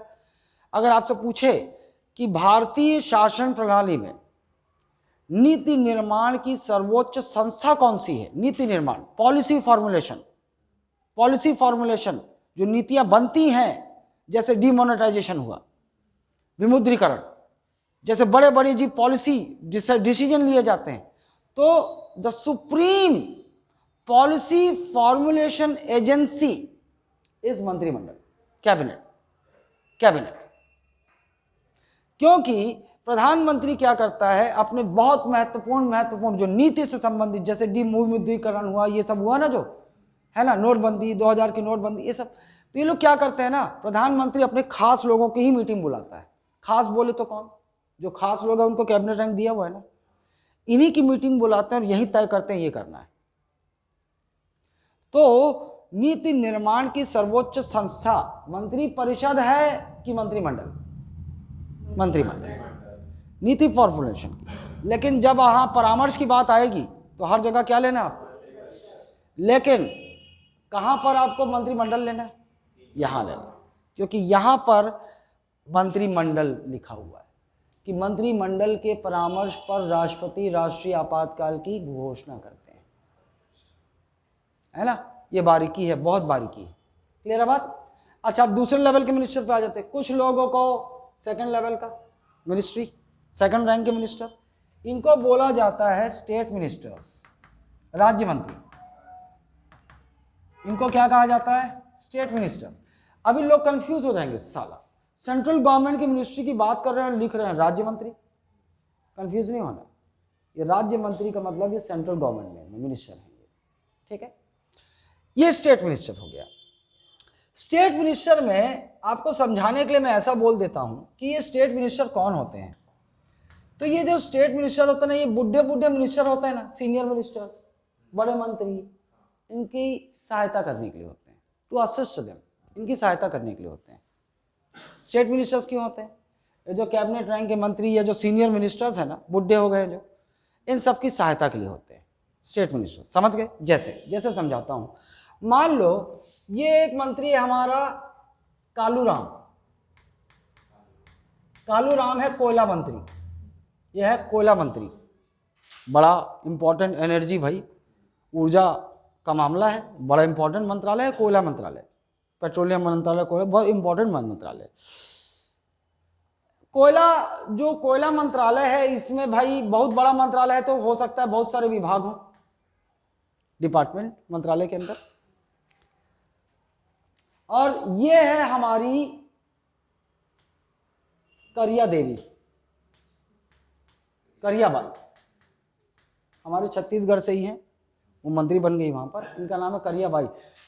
तो मोदी ने बड़ा सोच समझ के कालूराम को कोल मंत्रालय दिया है और करियाबाई को क्या बना दिया। देखो, अब ये जो स्टेट मिनिस्टर होते हैं ना, ये दो हो सकते हैं, दो प्रकार के, एक केवल स्टेट मिनिस्टर मतलब राज्य मंत्री, और एक स्टेट मिनिस्टर इंडिपेंडेंट चार्ज। क्या बोलते हैं इसको? Independent charge, independent charge. इसको हिंदी में बोलते हैं राज्य मंत्री, प्लेन। ये क्या हो गया? प्लेन, ये प्लेन। और ये राज्य मंत्री स्वतंत्र प्रभार, मसाला। तू हंसा, इसका मतलब तू प्लेन और मसाला जानता है ना। मंदा लोग जानते हैं प्लेन और मसाला। देसी जो दारू आती है ना उसमें एक प्लेन होता है, एक मसाला होता है। आ रहा हूं, नहीं आ रहा हूं। दोनों ही जहर है, चाहे प्लेन हो चाहे मसाला। ऐसा मत सोचना कि इसमें काली मिर्च, नमक, काला नमक ये सब डाला होता है मसाला है तो ये भी वैसे ही कड़वा रहेगा, ये भी कड़वा रहेगा, लेकिन तुमको टेस्ट नहीं करने का ना। अच्छा देखो, ये राज्य मंत्री केवल और ये राज्य मंत्री स्वतंत्र प्रभार जुड़ गया। करियाबाई भी है और यहां पर मेचकी भी है, मेचकी। तो क्या किया गया, प्रधानमंत्री ने क्या किया, करियाबाई को कोयला मंत्रालय से जोड़ दिया और मेचकी को भी कोयला मंत्रालय से जोड़ दिया। अब इनको क्या कहा जाएगा, दोनों में अंतर क्या, करियाबाई और मेचकी। करियाबाई कोयला मंत्री, केवल स्टेट मिनिस्टर का दर्जा मिला, केवल राज्य मंत्री। इनको मिला स्टेट मिनिस्टर इंडिपेंडेंट चार्ज। कैसे, कालूराम और मेचकी का कॉलेज से जमाने से संबंध था, ठीक। हालांकि दोनों में कोई झगड़ा नहीं हुआ, दोनों अपने आप अलग हो लिए। कालूराम को उधर अच्छा ऑप्शन मिला, उसको गोरी मिल गई, वो उधर निकल लिया।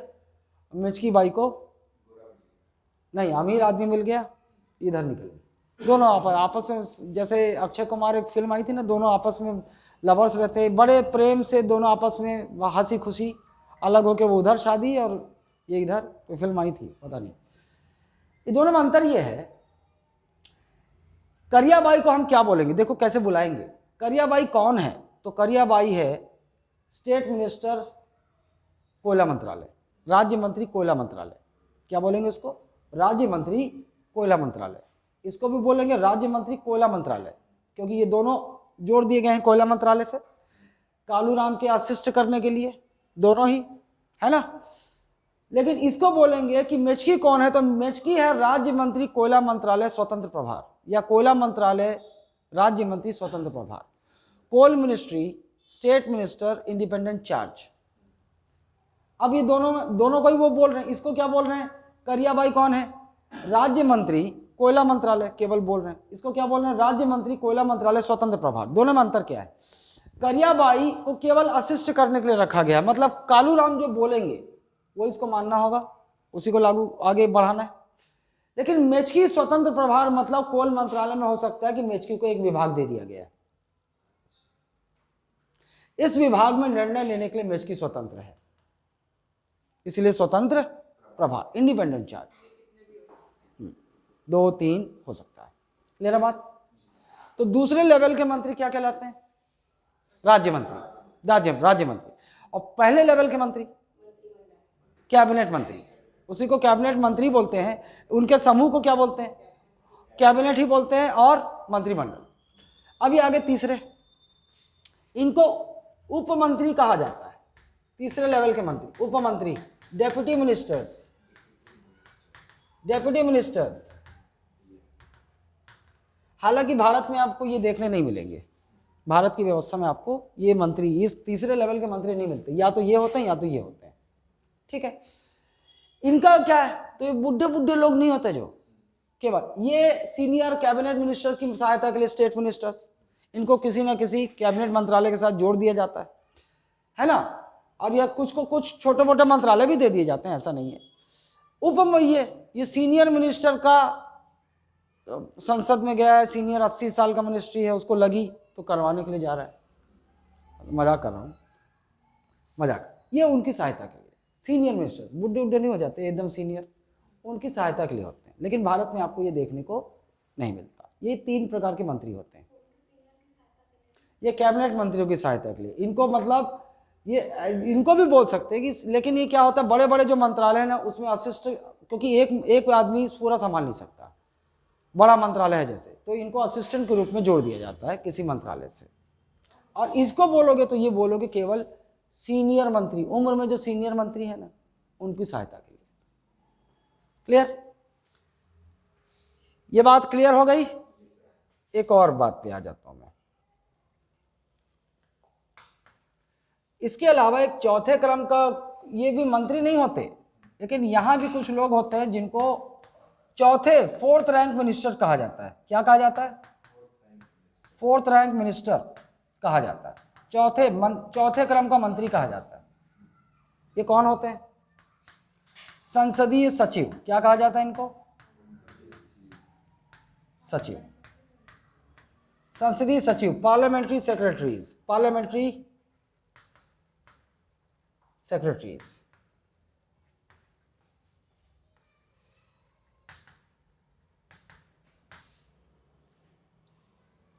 अब सालों ने दूसरा रास्ता अपना लिया, मंत्रियों की संख्या निश्चित हो गई। लेकिन क्या होता है कि जब गठबंधन की सरकार बनती है तो डील होता है। डील आप जानते हो बहुत तरीके का होता है, पैसे वाला भी होता है और ऐसा भी होता है कि भाई देख भैया, मेरे को गृह मंत्री चाहिए, गृह विभाग चाहिए, अब मेरे साले को भी मंत्री पद देना पड़ेगा तभी डील जमेगी अपनी।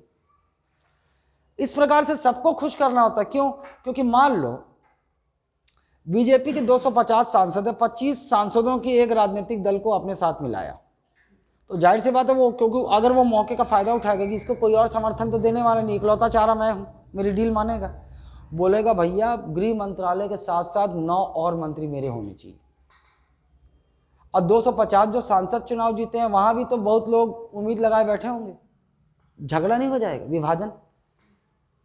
तो सबको खुश करने के चक्कर में इन लोगों ने तीसरा रास्ता, मंत्री तो दे नहीं सकते भैया, 81 से ज्यादा बना नहीं सकते, तो इन्होंने क्या किया, चौथा उपाय खोज निकाला, संसदीय सचिव बनाने का, पार्लियामेंट्री सेक्रेटरी बनाने का। क्योंकि बना नहीं सकते, वो बोलेगा देख भैया हमारी भी लिमिट है, तो समझता क्यों नहीं, 250 सांसद है भाई, अपने लोगों को भी खुश रखूंगा, नहीं तो वो लोग भी पल्ला झाड़ देंगे तो सरकार गिर जाएगी, है ना, उनको भी खुश रखना पड़ेगा।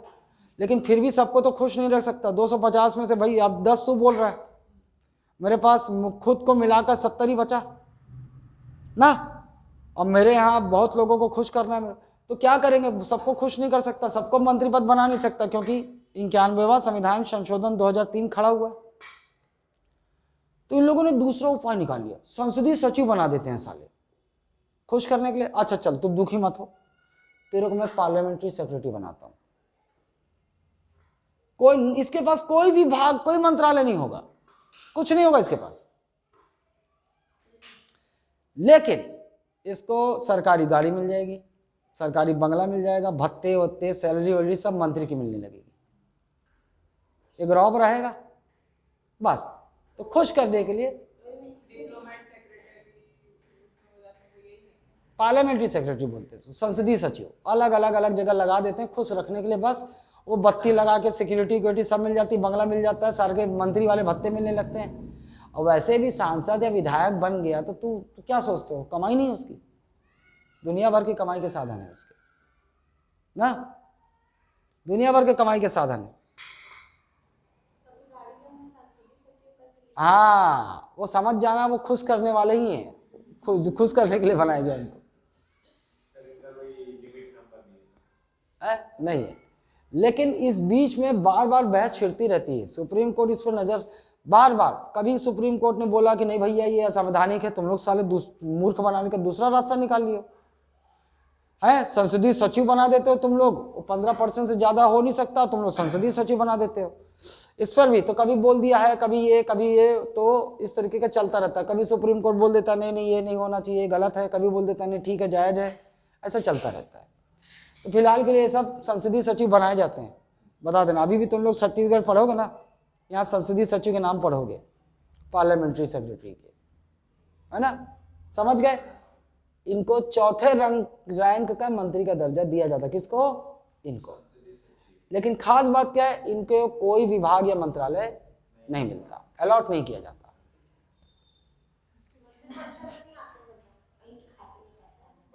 नहीं आएंगे, इसमें नहीं आएंगे, ये एक्स्ट्रा एडेड है, इसीलिए तो बोला जाता है चौथे रैंक का मंत्री कहा जाता है, कहा जाता है, होते नहीं है, कहा जाता है। हटाना चाहिए, लेकिन राजनीतिक की व्यवस्था यही ना, सबको खुश करना है, नहीं तो अगर मान लो अपनी 20 लोग इकट्ठा होकर छोड़ दिए तो सरकार गिर जाएगी, है ना।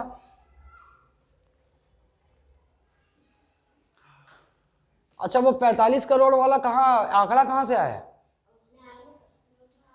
अच्छा मेरे को भेज दो, तो भेजो मेरे को, अगला जब मैं फुर्सत मिलेगा तो मैं रगड़ूंगा। ये तो मेरे को मालूम है ना, लेकिन हमेशा देखना न्यूज में जो अब उसके भाड़े के पत्रकार जो न्यूज रिलीज करते हैं ना, इनकी सालाना आय 5 करोड़, मतलब साला कैसा चूतिया। अच्छा सालाना आय 5 करोड़ या 2 करोड़ ही बतानी होगी उनको, क्यों? क्योंकि गरीबी की मार्केटिंग चलती है, लेकिन वास्तविक आय मैं आज समझा दिया ना। और ये चीज तो मैं आज से नहीं समझाया हूँ, ये न्यूज आज छोड़ दो, ये बहुत साल, जब 2 साल पहले भी मैं समझा चुका हूँ कि ये कैसे इनकम करता है। हाँ खत्म कर देंगे आज, क्लियर है? तू ही तो दाग दी, ये बीच में आ गया। ठीक, चलो इधर आओ भाई। हम जानते हैं कि कब अध्यादेश जारी कर सकते हैं। एक तो भैया मंत्रिपरिषद के परामर्श पर ही अध्यादेश जारी कर सकते हैं, जब संसद स्थिति में ना हो कि एक संसदीय कानून बनाई जा सके। और वो स्थिति दो तरीके से निर्मित होती है, दो ही तरीका है जब अध्यादेश, दो ही परिस्थिति जब अध्यादेश जारी हो सकता है। या तो दोनों का लॉक बंद हो, दोनों का ऑफिस बंद हो, मतलब दोनों का रिसेस चल रहा हो। क्या चल रहा हो? रिसेस, अवकाश चल रहा हो, सेशन खत्म हो गया, बीच का गैप है, रिसेस चल रहा हो। या तो संसद के दोनों सदनों का सत्र ना चल रहा हो, पहली कंडीशन, तब प्रधानमंत्री परामर्श देंगे और राष्ट्रपति अध्यादेश जारी कर सकते हैं। दूसरी कंडीशन, या संसद का एक सदन सत्र में चल रहा हो और एक सदन सत्र में ना हो, when one of the house of the parliament is in session and other one is not। और पहली कंडीशन क्या थी? when both of the house of parliament are not in session। दो ही परिस्थिति। यहां आ जाओ, अगर ये तो हर जगह नहीं है ना, तो यहां क्या बोलेंगे? अगर ये नहीं है तो बोलेंगे यदि विधानसभा का सत्र न चल रहा हो तो राज्य की मंत्रिपरिषद के परामर्श पर राज्यपाल अध्यादेश जारी कर सकते हैं। अगर दोनों है तो क्या बोलेगा? अगर विधान परिषद भी है तो यदि दोनों सदन सत्र में ना हो, या फिर एक सदन सत्र में और एक सदन सत्र में ना हो। क्लियर है बात? नहीं, पगली स्टेट काउंसिल ऑफ मिनिस्टर, हाँ सेम पैरेलल। यहाँ स्टेट काउंसिल ऑफ मिनिस्टर के एडवाइस पर राज्यपाल इशू करेंगे, यहां पर ठीक। यहां भी वही सेम, एक अध्यादेश की ड्यूरेशन कितना होता है? 6 मंथ, 6 महीने का। यहां भी सेम।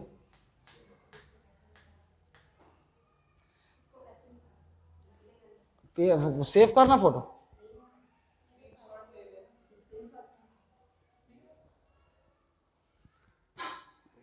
और मेरे वीडियो के बाद ही वो जारी करवाया है।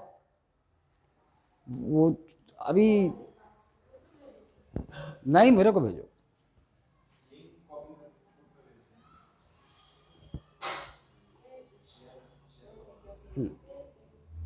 क्लियर है?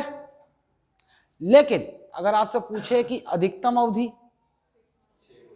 6 मंथ, 6 महीने 6 सप्ताह, यहां भी वही 6 महीने 6 सप्ताह। क्लियर है बात? फिर यहां भी अध्यादेश, एक अध्यादेश जो अस्थायी कानून है, वो अगर 6 महीने 6 सप्ताह के भीतर अगर संसद के दोनों सदनों से साधारण, कौन सी बहुमत? साधारण बहुमत। साधारण मतलब ऑर्डिनरी मेजॉरिटी, सिंपल मेजॉरिटी से पास हो गया तो क्या बन जाएगा? लॉ बन जाएगा, संसदीय कानून बन जाएगा। यहां भी वही हो जाएगा। अगर विधानसभा है केवल, तो विधानसभा से पारित हो गया अगर साधारण बहुमत से, ऑर्डिनरी मेजॉरिटी से, तो राज्य का वो सामान्य कानून बन जाएगा। और दोनों है तो जरूरत नहीं है। अभी मैं आपको ये समझाऊंगा कि ये जो है ना, इसकी नाम मात्र की शक्ति होती विधान परिषद की, यह अस्वीकार नहीं कर पाएगा। क्लियर है? वो मैं बाद में समझाऊंगा आपको, राज्य विधानमंडल। क्लियर है? ओके। 6 महीने की समाप्ति के पूर्व राष्ट्रपति कभी भी, जैसे मंत्रिपरिषद ने परामर्श दिया था राष्ट्रपति को, तो अध्यादेश जारी किया था राष्ट्रपति ने, 6 माह के पूर्व कभी भी मंत्रिपरिषद के परामर्श पर राष्ट्रपति अध्यादेश वापस ले सकते हैं। President can withdraw the ordinance. ठीक, बिल्कुल उसी प्रकार राज्य के मंत्रिपरिषद के परामर्श पर राज्यपाल ने अध्यादेश जारी किया, 6 महीने की समाप्ति से पूर्व कभी भी विथड्रॉ कर सकते हैं। क्लियर है? एक और चीज, एक अध्यादेश की शक्ति। अच्छा, राष्ट्रपति किन मुद्दों पर अध्यादेश जारी कर सकते हैं? एक सवाल कि भैया कहां कहां, तो आपको मैं बता दूं कि राष्ट्रपति हर उस विषय पर अध्यादेश जारी कर सकते हैं जिस पर संसद को विधि बनाने का अधिकार है, जिस पर संसद को विधि बनाने का अधिकार है, विधि बनाने का अधिकार है। चलो आ जाते हैं विधि बनाने का अधिकार। अब संसद को बताओ विधि बनाने का अधिकार कहां का है। 3 सूची है हमारे पास, 3 सूची है ना। एक को हम लोग यूनियन लिस्ट, जिसको हम क्या बोलते हैं, संघ सूची या केंद्रीय सूची बोलते हैं। एक को अपन स्टेट लिस्ट, जिसको अपन राज्य सूची बोलते हैं। एक को हम कंकरेंट लिस्ट, जिसको हम समवर्ती सूची कहते हैं, समवर्ती सूची कहते हैं। इसके अंदर है विषय, पता है आपको। भाई बताओ, संघ सूची के ये जो 100 विषय हैं, इस पर विधि बनाने का अधिकार किसका? सेंटर का, केंद्र बोल दूं। और केंद्र की ओर से कौन बनाता है? संसद, पार्लियामेंट ना। इधर स्टेट का है हक, यहाँ 61 विषय हैं, स्टेट का हक है। स्टेट इन 61 विषयों पर ही अपने अपने राज्य में कानून बना सकती है।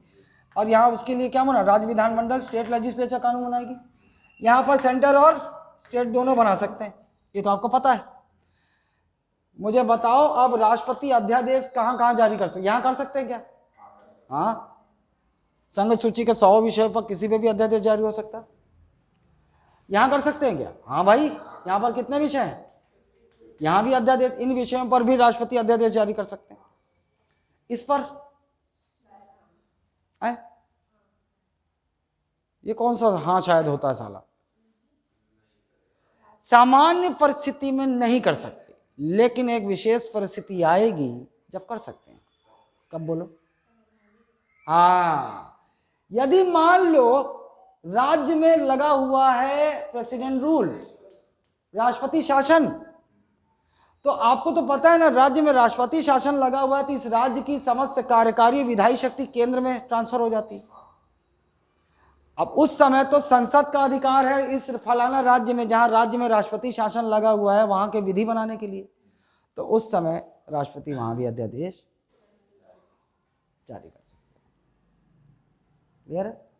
लेकिन क्या हम ऐसा बोलेंगे क्या कि राज्य का विधानसभा सत्र में ना हो तो राष्ट्रपति शासन के दौरान फलाना राज्य में अध्यादेश जारी कर सकते हैं? नहीं बोल सकते ऐसा, यहाँ तो है ही नहीं ना।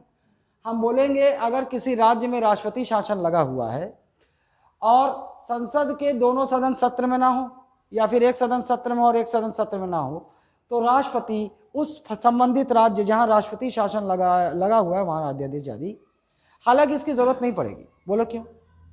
क्यों? क्योंकि भाई जिस राज्य में राष्ट्रपति शासन लगा हुआ है उस समय करेगा क्या? संसद क्या करेगा? केंद्र सरकार क्या करेगी?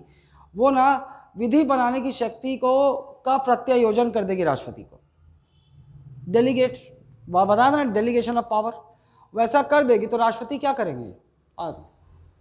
रेगुलेशन बनाएंगे, विनियोजन बनाएंगे उस राज्य के लिए, ऑर्डर पास करेंगे और उस ऑर्डर से ही पूरा शासन संचालित हो सकता है। क्लियर है? चलो क्लियर? यहां आ जाओ। राज्यपाल भैया बताओ किस मुद्दे पर अध्यादेश जारी कर सकता है? जिस मुद्दे पर राज्य विधानमंडल को कानून बनाने का अधिकार है। इधर बताओ, केवल ये अंतर समझ में आया दोनों में? राज्यपाल केवल राज्य सूची के विषयों पर ही अध्यादेश जारी कर सकते हैं, जबकि राष्ट्रपति संघ सूची और समवर्ती। अच्छा एक और चीज, यहां भी भाई, क्योंकि वहां पे तो दोनों विधि बना सकते हैं। ये बात क्लियर है कि नहीं? एक और चीज, अध्यादेश की शक्ति भले ही बस केवल एक ही अंतर होता है भाई, अगर दोनों सदनों ने स्वीकृति दे दी तो वह तो वैसे ही संसदीय कानून बन गया वो। लेकिन जब तक अध्यादेश था तब तक एक अध्यादेश की शक्ति वही होती है जो एक संसदीय कानून की होती है, एक पार्लियामेंट्री एक्ट की होती है, पार्लियामेंट्री लॉ की होती है, वही शक्ति होती है। देखो ये अध्यादेश है, ये है ऑर्डिनेंस।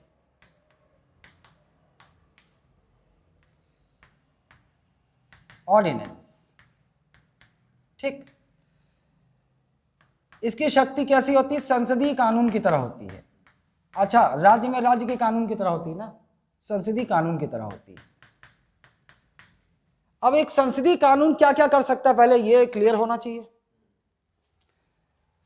एक संसदीय कानून, पहले से अगर संसद ने कोई कानून बनाया, पूर्व कानून है, ये क्या है? पूर्व कानून। पूर्व कानून ना, ये संसदीय कानून क्या क्या कर सकता है, इस पूर्व कानून को रद्द कर सकता है ना, समाप्त कर सकता है। It can this parliament can buy a new law can and this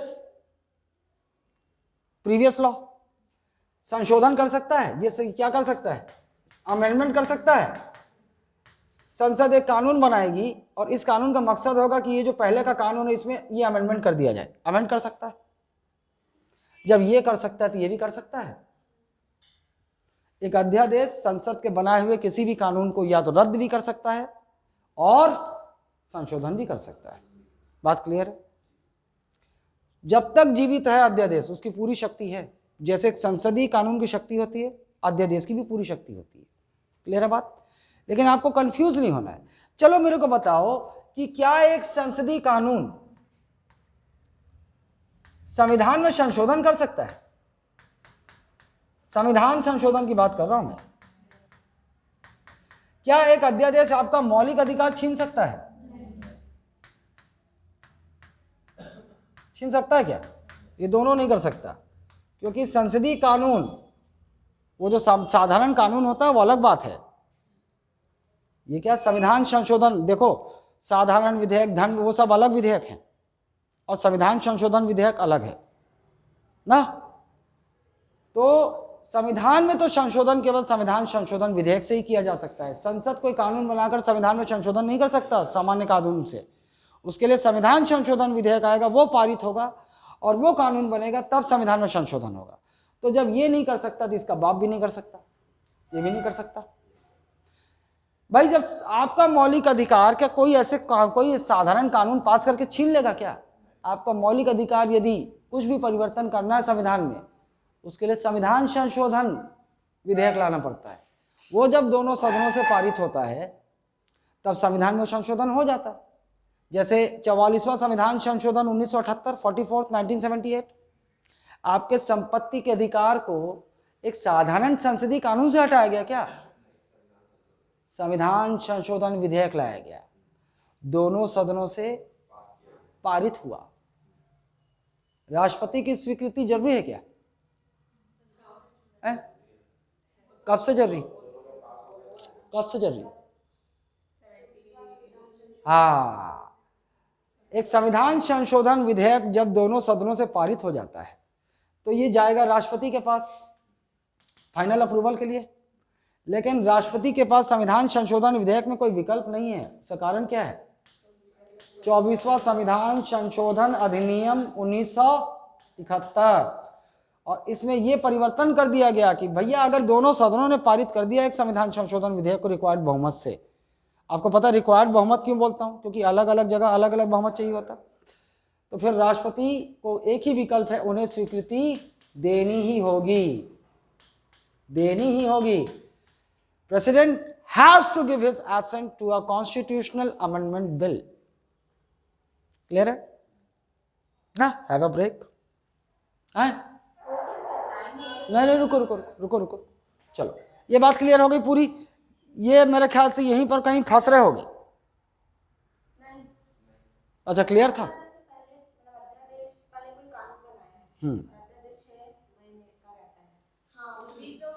ना, अगर इस अध्यादेश ने रद्द कर दिया इसको तो रद्द हो गया भैया। ऐसा नहीं है कि अध्यादेश खत्म, अध्यादेश 6 महीने के बाद फेल हो गया तो कानून पूरा जीवित हो जाएगा। जब तक है, मैं बोला ना, जब तक है जान। हाँ,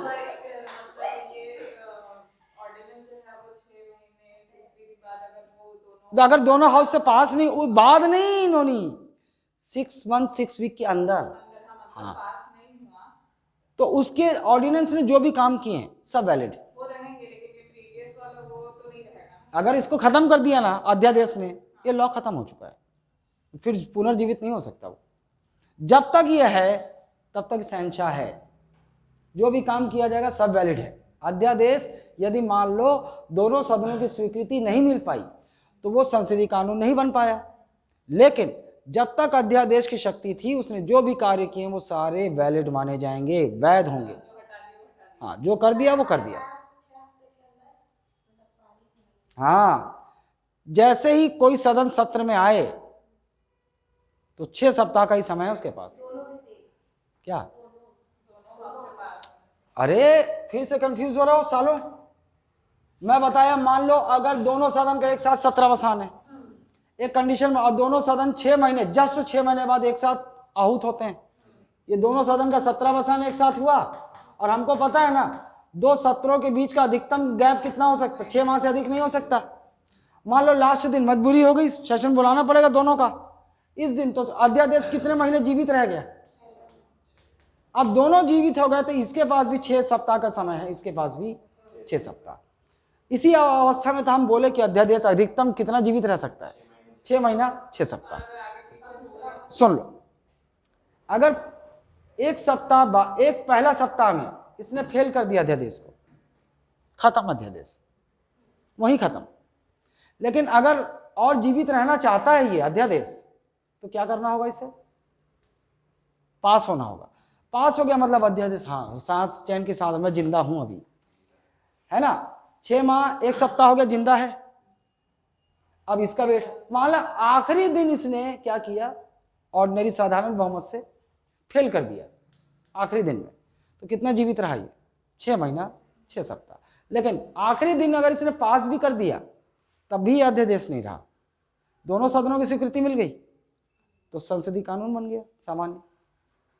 राष्ट्रपति ने जारी किया था तो राष्ट्रपति की अनुमति तो पहले ही थी, दोनों सदनों की अनुमति मिल गई। नहीं, दोबारा नहीं जा, पहले ही कर दिया ना वो तो। अच्छा, एक कंडीशन क्या बताया था? एक कंडीशन ये बताया था कि एक सदन सत्र में है, एक सदन का 17 वसान है, इस कंडीशन में भी अध्यादेश जारी हो सकता है ना। लेकिन मान लो अध्यादेश जारी हो गया, 3 महीना बीत चुका है, और 3 माह बाद ये चल रहा है ना, ये चल रहा है, 3 माह बाद इसका सत्र चालू हो गया। जैसे ही कोई सदन सत्र में आए तो इसके पास कितना समय है? 6 सप्ताह। अगर ये 3 महीना 6 सप्ताह के बाद भी जिंदा रहना चाहता है कि इसको स्वीकृति का मौका मिले, तो इस 6 सप्ताह के अंदर इसको पारित होना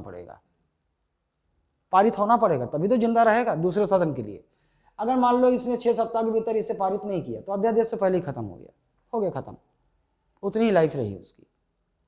लेकिन इसने मान लो पास कर दिया है, तब ये सत्र में चल रहा था, तो इसका वेट किया जाएगा कि कब इसका 17 वसान होगा। जो सत्र चल रहा हो उस समय 6 सप्ताह, जिस सदन का सत्र चल रहा है इस समय 6 सप्ताह की गणना नहीं होगी, इसका 17 वसान होगा, पहले प्रोरोग होगा ये, उसके बाद जब दूसरी बार आहूत होगा ना, दूसरी बार चालू होगा, तब से जैसे ही चालू हुआ 6 सप्ताह की गणना शुरू। अब क्लियर है ना? यही कंडीशन है। चलो, कहां पहुंचे थे? अरे ये बहुत बार, राज्य में तो बहुत बार होता है, ऐसा कोई गिनती नहीं है, बहुत बार अध्यादेश होता है। अभी भी तो आपका अध्यादेश जारी करके तो नगरीय अधिनियम में संशोधन किया है, नगर निगम कानून में, विधि में, राज्य के। बताऊंगा मैं, एक दिन क्लास लूंगा उसका।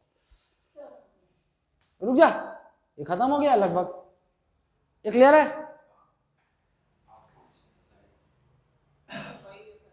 यही है ना?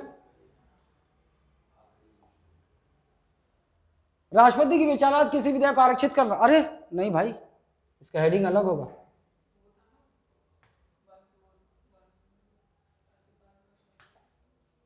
ये अच्छा, ये हेडिंग है भाई, ये हेडिंग है ना संवैधानिक। अच्छा, अब चलो इसको मैं समझा देता हूं।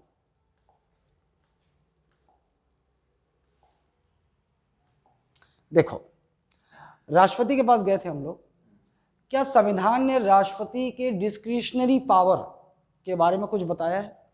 नहीं बताया। इसको हम डिस्क्रिशनरी को हिंदी में क्या बोलते हैं? स्वविवेकीय शक्ति, विवेकाधीन शक्ति, घुमा फिरा के बोल सकते हैं, ठीक है। विवेकाधिकार, विवेकाधीन, स्वविवेकी, ऐसे शब्दों का, और अपन यहाँ क्या कहेंगे? डिस्क्रिशनरी। तो संविधान ने राष्ट्रपति के विवेकाधीन शक्ति का कोई प्रावधान नहीं किया, लेकिन फिर भी राष्ट्रपति को शक्ति प्राप्त थी, डिस्क्रिशनरी, स्वविवेकी, लेकिन कैसी थी? सिचुएशनल। कैसी थी? Situational, which is not described in the constitution. संविधान में ऐसी परिस्थिति का विवरण नहीं दिया गया है, तो ऐसी परिस्थिति में जरूर ये कहता है कि ऐसी पर कोई परिस्थिति आ जाए जिसका विवरण संविधान में नहीं है, तो निर्णय कौन लेगा? राष्ट्रपति।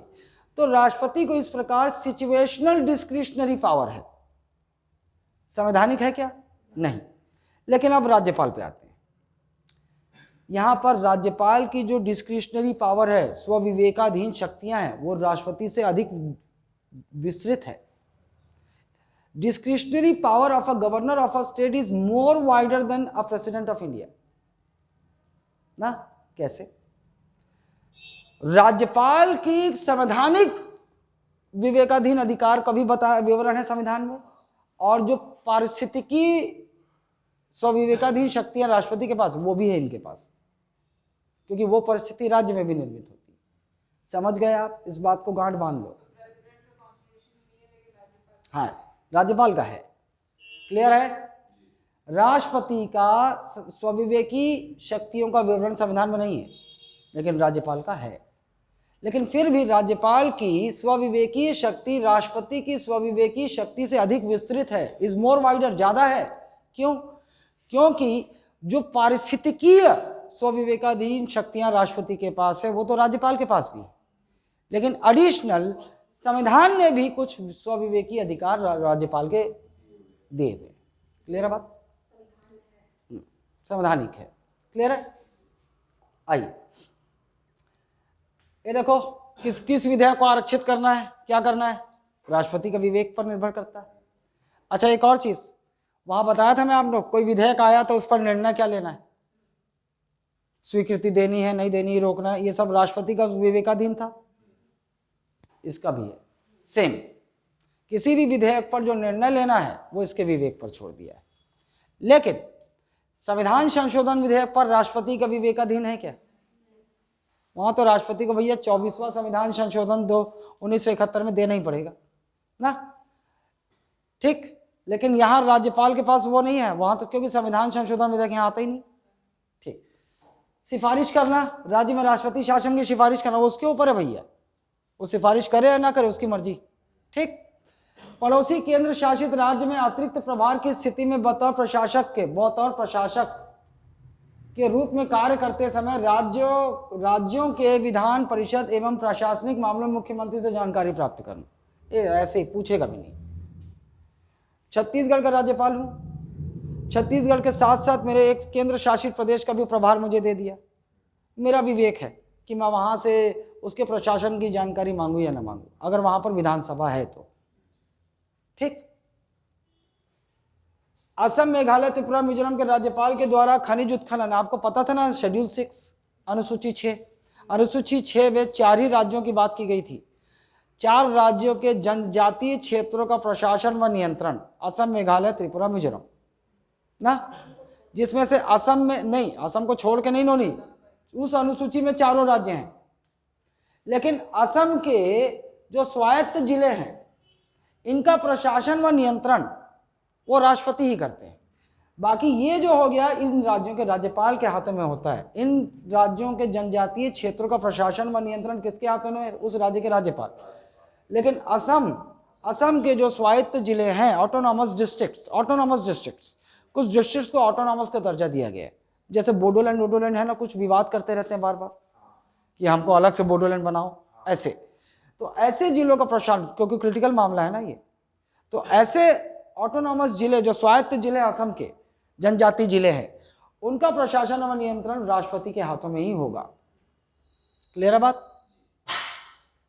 वैसे अनुसूची 6 में इन 4 राज्यों के ही प्रशासन व जनजातीय क्षेत्रों के प्रशासन व नियंत्रण की बात की गई है, केवल इन 4।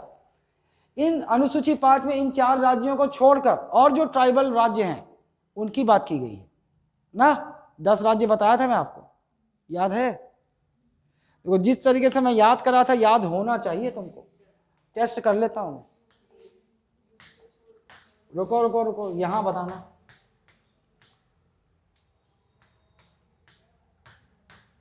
दस जिले थे अनुसूची 5 में, 10 जिले। अब बड़ा आसान तरीका बताया था मैं तुमको, छत्तीसगढ़ को पकड़ना पहले। अरे वीडियो में भी है ना लोग रे। चलो, मेरे को मैं पहला बताया था कि छत्तीसगढ़, उसको घेर लो पहले। ये छत्तीसगढ़ 1 हो गया, है ना। अरे रुक रहे, एक बता, उड़ीसा जनजाति जिला है एक, झारखंड भी है दो, तीन होगा ना। बिहार है क्या? नहीं, बिहार नहीं छीनता ना। यूपी तो जनजाति जिला है ही नहीं, जनजाति राज्य है ही नहीं, छोड़ दो। मध्य प्रदेश है, महाराष्ट्र है, तेलंगाना। कितने हो गए यहाँ घेर के? 7 7 तो यही हो गए। फिर इधर आया था मैं, गुजरात राजस्थान दोनों जिले एक साथ, बीच में गैप ले लो और उसके बाद हो गया 10।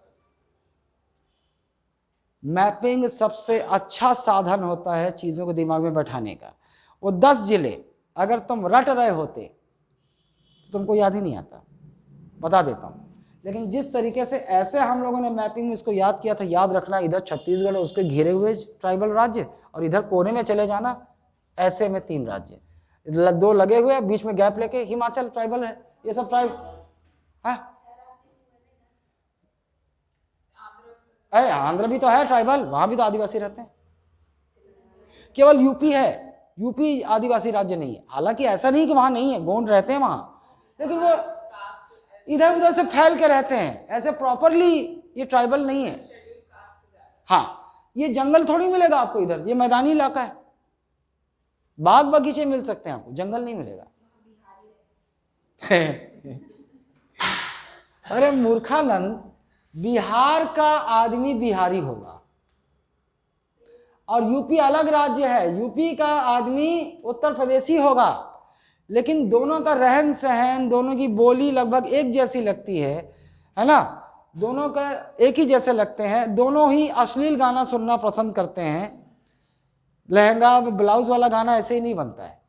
दोनों का विवाह संस्कार लगभग एक तरीके के, विवाह में औरतें मिलकर जो पुरुष के बारातियों को गाली देती भद्दी भद्दी, दोनों परंपरा एक जैसी है। गई अभी नहीं सुनी, कहीं नहीं गई है क्या? चले जाना यहाँ कहीं शादी में, पुरुष की शादी में चले जाना, लड़की के पूरे वो बैठते हैं ना, औरत मंडली बैठती, माइक लगा लेते हैं बकायदा, इधर गाड़ी शादी चल रहा है, इधर बैठे हैं सब, वो उधर से गरियाएगी और एक से एक गाली, दूल्हे को बोलेगी दूल्हा, वो शब्द नाम नहीं ले सकता, जितने तुम गाली सुन सकते हो ना, मादर फादर सब, है ना, सीधे सीधे बोलेंगे, दूल्हा लेंगे, दूल्हा ये और ये है ना, बोलेंगे दूल्हे का बाप लड़की का ससुर ये है, ये भड़वा है, ऐसा बोल देंगे, सीधा सीधा बोलेंगे। उसके बाद बोलेंगे दूल्हे की बहन छिनार। परंपरा है, वो कैसे बनी मेरे को समझ में नहीं आया, लेकिन परंपरा है, गरियाने को गाली देते हैं।